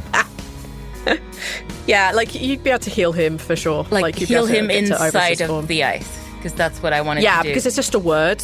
Like, so yeah, you could actually okay. do that. So I'm doing that. You regain 7 hit points. Yay. Yay. It's Thank something, right? Yeah. And I think, I guess, well, there's a movement, but I can just teleport next time, because I can't teleport anymore, right? So, yeah. I'll just not do to use anything. Your bonus. Yeah, I'll just not do anything more. Okie dokie. Yeah. Suvi's done. And if anyone asks me about having a spell for a main and then having a spell as a bonus, you can eat an entire dick. It's Chaos Island. I don't care. All right. Yeah, thanks, Okay, Fee. then that's... You're welcome. That's Suvi's go? Yeah, that was Suvi's go. Yep. Out of my mind. Ivoris, it is now your turn. I am ice. Can you not stop? You're still ice.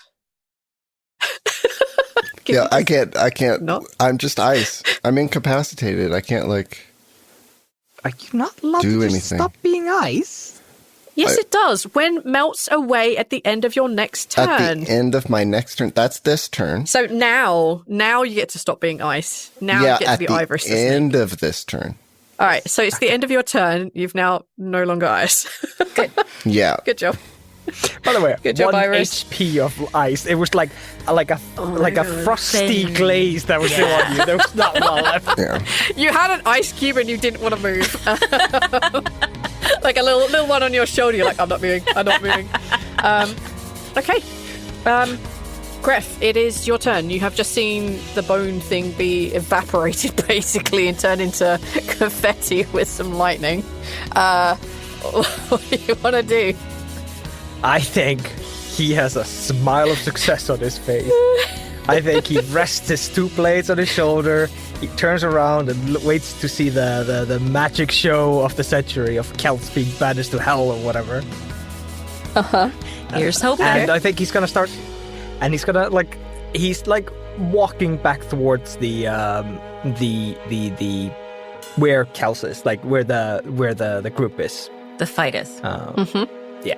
So he's not sprinting again as much as I want Greff to stand ready to beat the shit out of the cleric. He does not know. So True. He is just walking back. Okay, in that case, you're going to be about... I'll be slightly kind. You'll be 80 foot away from... Let's use Kels' bubble as a distance now.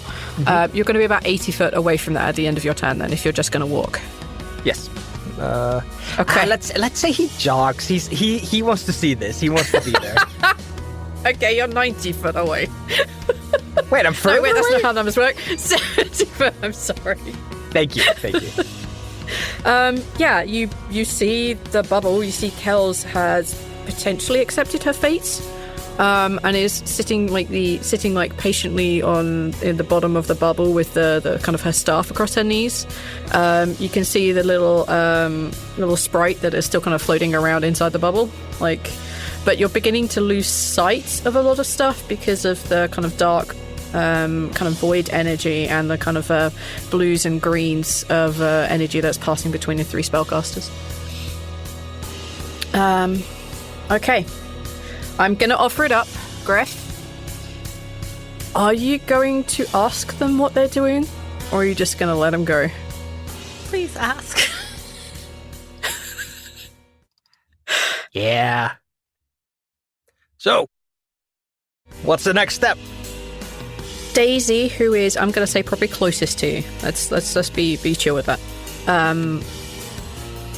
As the energy is rising and building, although there is still chanting going on, between breaths and between saying things, Daisy says, "We're going to send her into the void." What does that mean? That means she will be out of our planes and out of time. Sounds good to me. Would Greff not know that we need Vox's soul out of the bubble?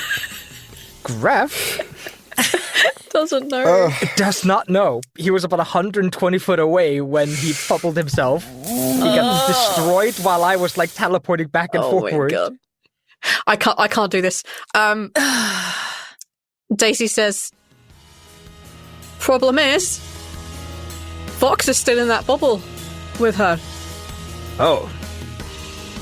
How do we get him out? You hear Cleric say, "Gonna have to pop that bubble just as this spell goes off." Can she hear this plan? And Greff is pointing to Kels. 100%.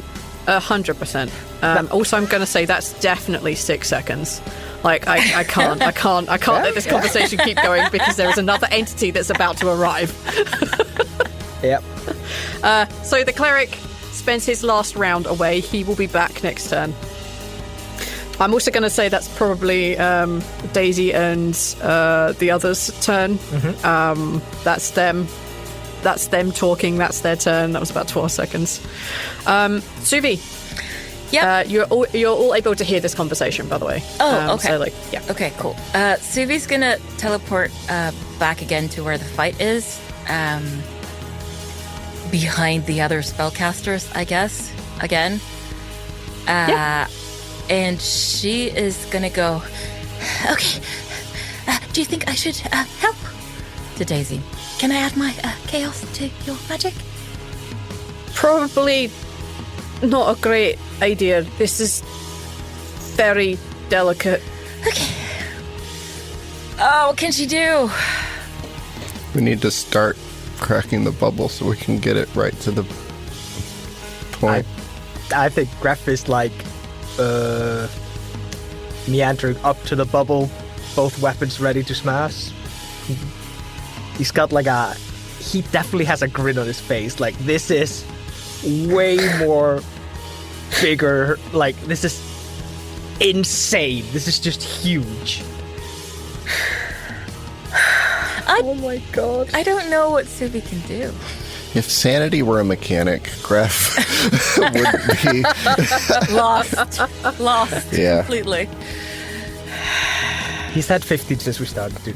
He's been there. Okay. Suvi, you're at least with the team. I think that's fair. Yeah, I have no idea. I mean, I could do... You could definitely heal your friends. Because I know that Greff is still down a bit, Daisy's down a bit, Ivoris has gone down a bit. There's definitely healing to be done. I'm saying this because we all know that the cleric is about to come in. Yes. But you're there. You can see your friends are hurt. I don't think that's too much to pre-plan for. Yeah. No, I mean, that's really good. I can do what I did last time and do Healing Word as a bonus action and do Cure Wounds as an action, I guess. You used your bonus to get here, right? I did. Sorry. Yeah. Okay. Well, Greff is out of my reach, but I can Cure Wounds Daisy because she's quite close to me. I just talked to her. I can touch her. Yeah. Okay. That's good because Daisy is in single digits. Yeah, 19. Great. Yeah, I'm just gonna stand there and not do anything and be useless, I guess. I'm not even gonna hide because I don't know what I'm hiding from. Yeah, that's true. I mean, you can definitely hide behind Daisy. She's not as tall or bulky as Greff, but she's still much taller than she's not a gnome. Okay. Well, I will sort of slightly hide behind Daisy. Yeah, that's fair. Feeling useless. Okay. Ivoris, you're about 100 and something foot out. What would you like to do? I don't know that I'm waiting for this man either, I don't think. So far as you guys know, he just disappeared about a minute ago. God, this is Sorry, a minute. This all happened in a minute. You know what? It's almost exactly a minute.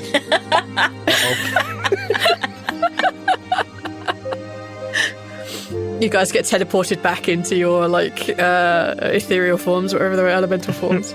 Oh. I'm gonna just make my way over there, and that's it. I don't have to prepare to do anything. I think I see Greff going over there to destroy, or it looks like he's about to swing at something. Yeah, he'd be a little distance off. He can definitely get there next turn and hit it. So yeah, I'm gonna start making my way over there. So I'll use my action to do 60 movement towards there. I'm still a snake for no reason, and yeah, I can't do anything. Okay. Yep. That's fine. You moved. That's the important bit. I can't use more resources. Greff, if you use your move, you'll definitely be in range, and you would definitely have to pass through the energy barrier, which does look kind of creepy. He's okay with that. He needs to get rocks out of there, and he Heroics. needs to. Greff never imagined he would actually get to be there when Kels gets shit canned. He is ecstatic about the situation he's in. He just okay. There's a little bit of tinge of worry. A small one. You pass through the energy barrier. It's uncomfortable, and as this kind of dark void energy swirls past you and over your skin, you begin to feel suddenly extremely sick as you hear a lot of screaming and yelling and cries for help. Could I have you make a wisdom saving throw, please? I'm not great at those. That is a 7. That couldn't have been worse. You take 5 points of psychic damage as you pass through this turmoil. When you pass through, it's almost as if everything has reset. You can see the 3 casters, kind of the pillars of this pyramid that is being made, and you can feel the energy inside beginning to get more and more intense, like a heavy weight on your shoulders. And yeah, you can basically be right up and ready to smash this thing. So I'm going to make a bold assumption that you are already actioning hits for when someone tells you to hit. Yes. Or are you going to try and take it down? Like, get it down to a fairly small point? No. You don't know how many hit points this is, so I'm putting that out there. Greff has his action surge. Okay. So Greff has 5 blade hits in the bag. Very okay, good. all right. All right, okay, all right. Yeah, from your bonus alone, you'll probably yeet this thing into existence anyway. Okay. I'm going to say it's a ready action, but I'm going to say it's a ready action, but to get it perfectly timed, I'm going to have to ask for a roll. It's going to be a generous one, but I'm still going to ask for a roll because, like, this is quite precise timing that they're asking for. And also for Kels not to fuck with you and vice versa. Okay, all right. You are in range. The cleric pops back into existence. God fucking damn it. He looks tired. He looks annoyed. And he has a surge of magic all around him. The Goliath looks across and sees what is happening. These extremely powerful casters and Daisy creating a pyramid of dark or voidish-looking magic. He can see the bubble. He can see Greff's frame inside, Suvi hiding behind Daisy, which is between... He could very easily see you, but he didn't know you were hiding from him, so that is what that is. And he can see a giant snake off to one side. He also realizes that there is a lot of dead wraiths around, that the bone creature is nowhere to be seen, and the handy thing is ash. And there's also a dead crab somewhere, which is perturbing. You know, top hat. I love that crab. I'm so sad. How far away from me is he when he pops in? Because I'd probably be the closest. Yeah, you'd probably be like on a line with each other, so he'd probably be about 60 feet out from the orb. You'd probably be 60 feet out from an orb, and he's probably 60 foot from you. So, like, there's a nice little triangle happening here because I think that just, it makes things so much easier. All right, I need to see the range on this spell. Good range, good hustle. But we're all noticing the cleric, right? Does it make a sound? Oh yeah, there's no way to ignore the fact that the cleric has turned up, and also you would innately feel him just appearing on the island. Okay. I'm going to do this in a non-terrifying way first. You see him looking across at the 3 people casting around Kels. It's your sister. I need you to roll a d20. God fucking damn it, stop doing that to me. No, it's super funny to me because it upsets you. I rolled a 2. What? Oh, that's bad. On a d20, I rolled a 2. On my wisdom save, I rolled a 2. As, oh man. He moves forward 30 foot and he casts... Counterspell.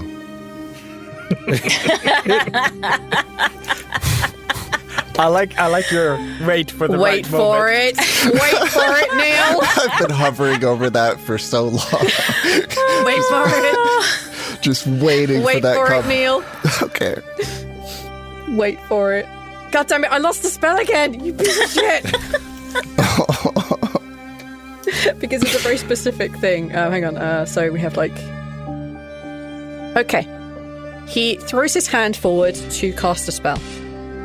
You see Daisy throw a hand up, but her counterspell fizzles. Ivoris, you may also attempt a counterspell. Oh, first fizzled. Mine doesn't have much chance, but... Her brother rolled a 2, so it's his okay. What the fuck? Don't blame me. He's casting it as a 5th level spell, which means He's casting it way higher than that.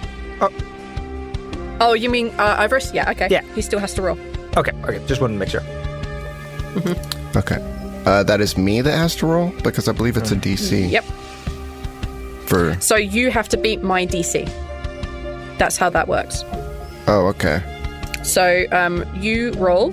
So you roll a d20 plus your Spellcasting ability? Yes.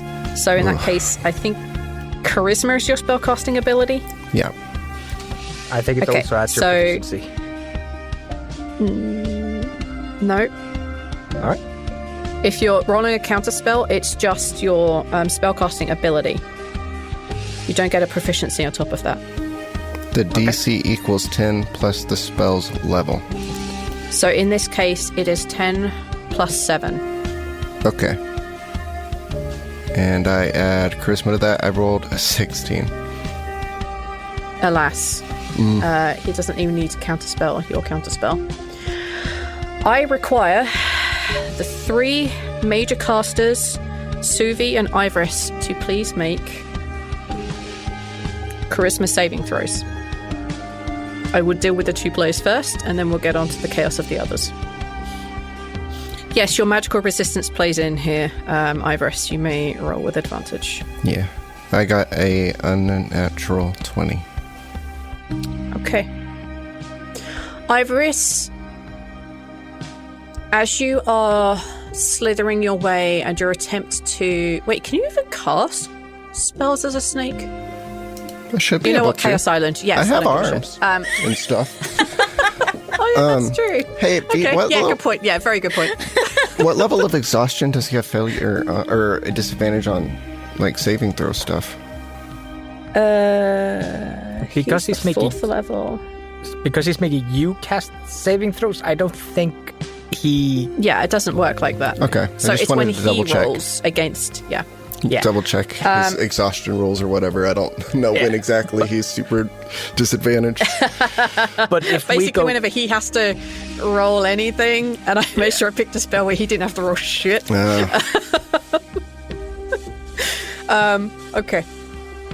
Ivoris, in your snake form, you feel a tug on the back of your navel, but you very quickly shake it off. Unfortunately, Suvi, the same cannot be said for you, as you are banished.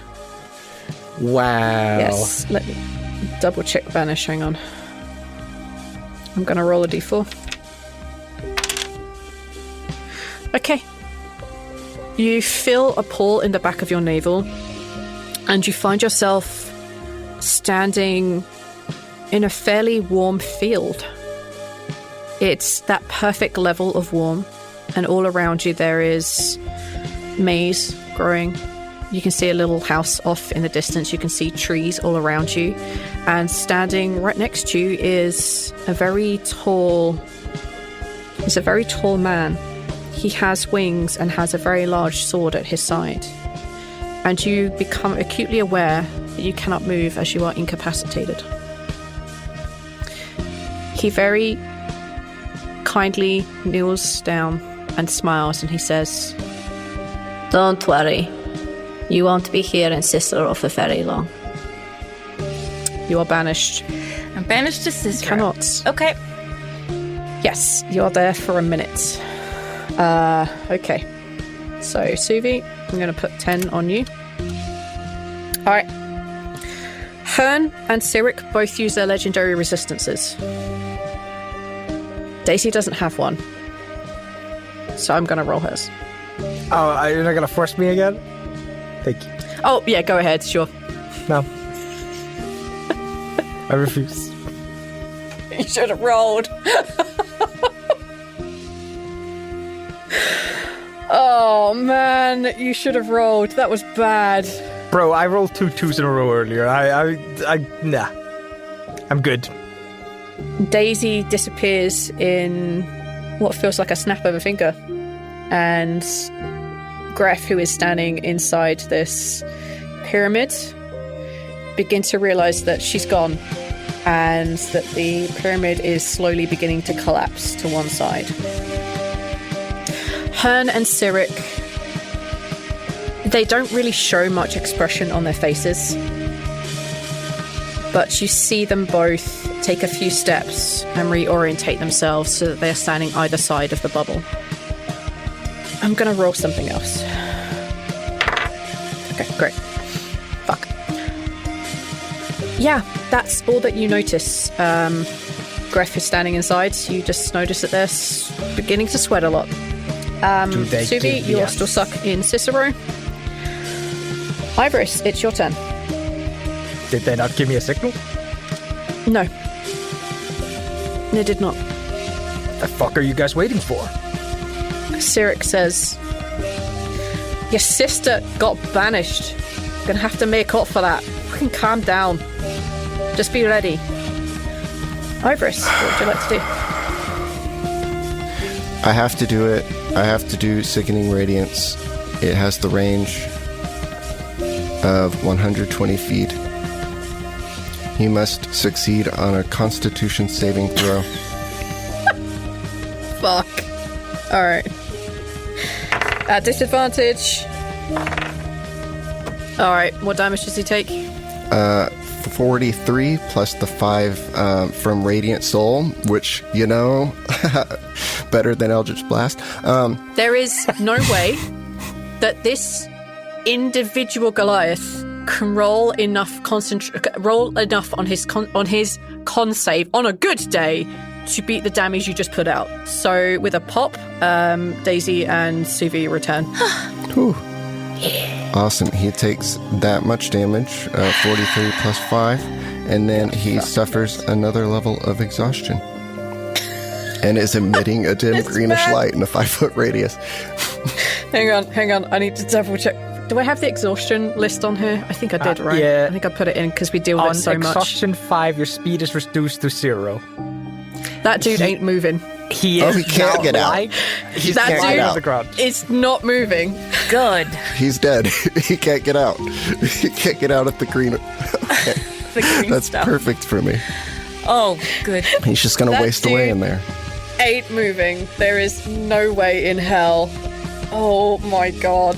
You piece of Thanks, Ivoris. fucking worth it, baby. I was in a cornfield. It was weird. I don't want to talk about where I was. Daisy immediately steps in and she begins to shore up the side of the pyramid that was beginning to fall down, almost without a bare idea of what the fuck just happened. Like, all right, straight back into it. I guess this is my life now. Fuck you, Ivoris. All right, Greff. Assuming holding action. Yep. These fuckers Alright, keep wasting my turns. Spent 2 turns running towards the bone guy. Spent a turn running away from the bone guy. Spent a turn holding my action. Spent a turn holding my action. The cleric looks utterly fucking defeated, man. This cleric is not having a good fucking day. Good. Yes. I'm sorry, Arts. I'm sorry I'm bitching that I get to do actions. I'm sorry. Yeah. How fucking dare you? Ugh. Yeah. Dude lifts his hands, and you see sparks begin to form out of them. Daisy turns around and will attempt to cast Counterspell. I assumed that you also counted Daisy as a companion and as an ally earlier, so I gave her back all her spell slots. Just Yes, of as an course. FYI. I just Also, the I other just wanted dude. to- The Hearn and the... Yeah, I can't remember his name. Person. Cyric. Sarah. Fine. The spell goes off. Like, she can't stop it. Fucking fail. Okay, cool. Could Suvi and Daisy take dexterity saving throws, please? Leave Daisy alone. Never. How did you do? I got a dirty 20. Ooh. Then you only take 22 points of fire damage as flames sprout up in cubes in front of him, going straight through the pair of them. Daisy falls to the floor unconscious. Slightly on fire. I do not. Cool. Alright. Top of the round. With, albeit a small amount of time, when the pyramid was propped up and Han and Cyric kind of began to move back into place, There is an audible... there is a very big shift inside the pyramid of energy. Even though Daisy is now down, it is now... The edges are now solidified, almost as if they are made of glass, with hues of black and green and blue throughout. Just as it begins to hit that final solid glass state, Cyric yells at Greff. Alright, Greff. Yes? I'm gonna need you to make a dexterity saving throw. Alright. This is basically you getting that split-second timing. And if you do, then you hit. And I'm gonna say that you hit with enough force because you have five very angry throws ready to go that you will just shatter this in one. Is that acceptable? Acceptable. Okay. And I'm gonna roll. That's a 31. The second that Cyric yells at you, you're not even sure what he said, you swing your weapon straight at this bubble, and the second that it makes contact, it shatters like 1,000 pieces underneath.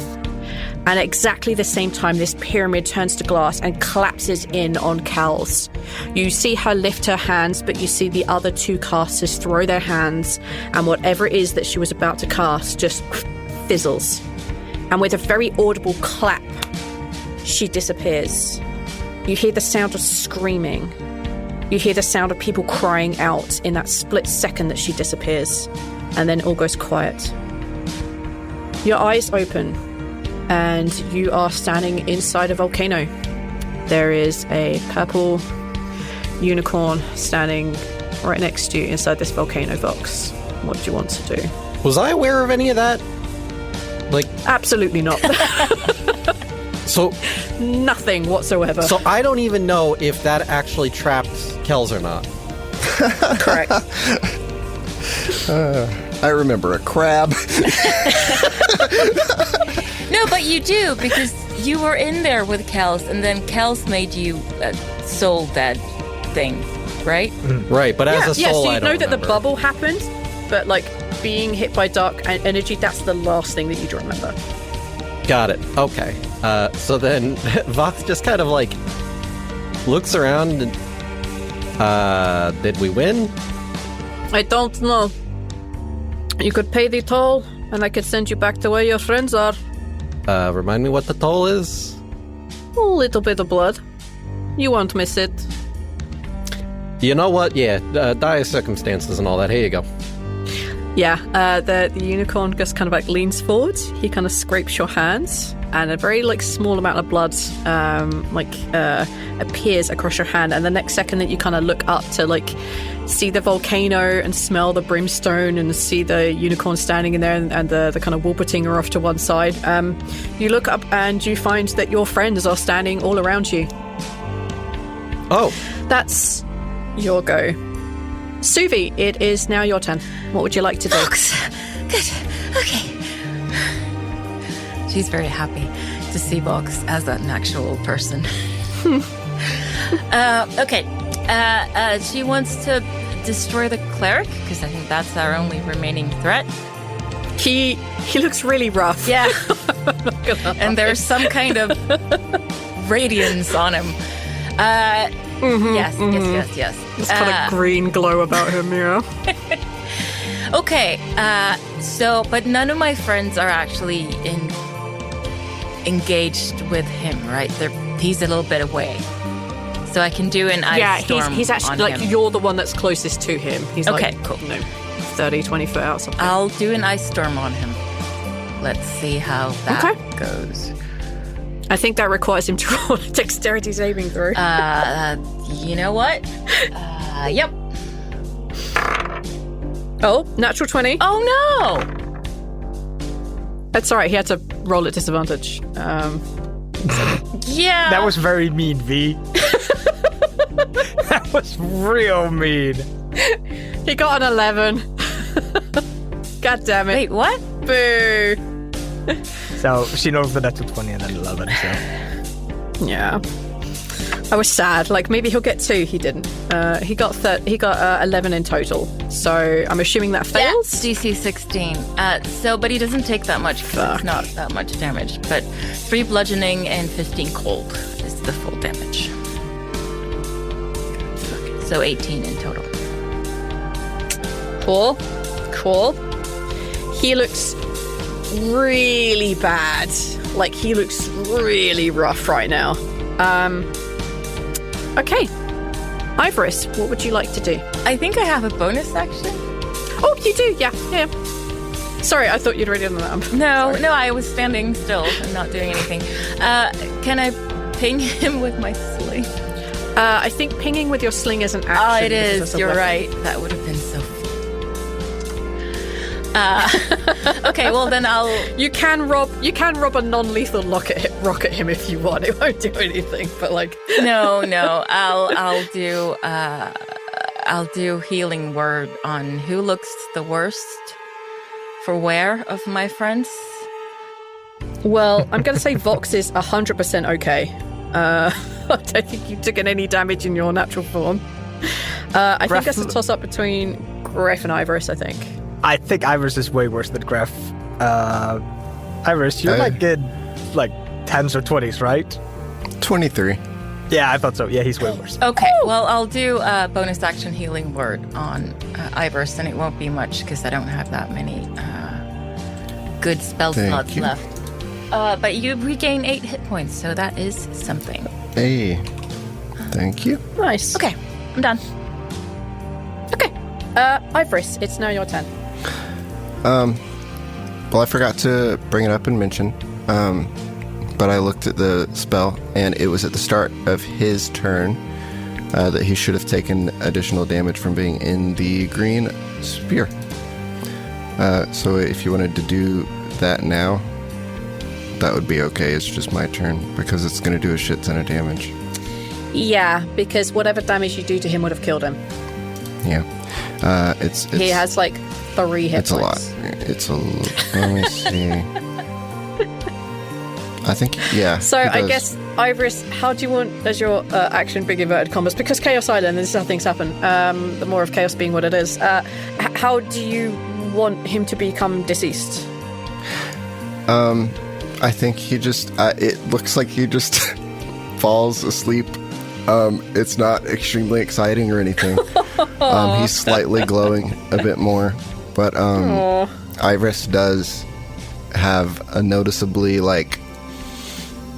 satisfied smile, like that, kind of like when Greff gets excited about fighting, that power. You see that, because while Ivoris is mostly modest intentions, he does enjoy power and can't deny that. It has been fishing this whole time for it. So how everything is played and worked out in his kind of niche has become useful. He's satisfied. Yep. Okay. Then that takes us out of initiative order. Greff throws himself down on Daisy, and he's going to give her his healing potion. Good. Because she did just roll a death save. I know. Oh, I would have totally healed Daisy. I know, I didn't want anybody else to steal it from me. Oh, okay. He wants to save her. Let him. Yeah, you can do it. It's so petty, but I was just I really like the idea of Greff giving her a healing potion. Hey sis, sorry about this. I think Suvi probably didn't see Daisy at that point because she was all scatterbrained, and she was like, "Oh, Ivoris looks really bad. I'll heal him." Yeah. Okay. Greff looks fine. His sister's probably fine. Everything's good, right? Great. Let's move on. Yeah. In that case, everybody is stable. Everybody is out of initiative, and we will pick up the chaos that has. We will pick up whatever the hell just happened next time we start recording. Hello, Neil here. Thank you for listening to the Kino episodes. We very much appreciate you. I very much love our Kino games. They're a very, very good part of my day. I love playing them. I love getting to listen back to them and being surprised at how much I'm enjoying a 3-hour-long anything And I hope that you've all enjoyed our Kino episodes as well. If you have, wherever you listen to your shows, if you haven't left a review yet, please do. It helps us out a lot. Big thanks to all of our Patreon supporters who make our Kino episodes possible. I'm very excited to see where our characters end up. Thank you all so much for listening, and we will see you next episode. Bye.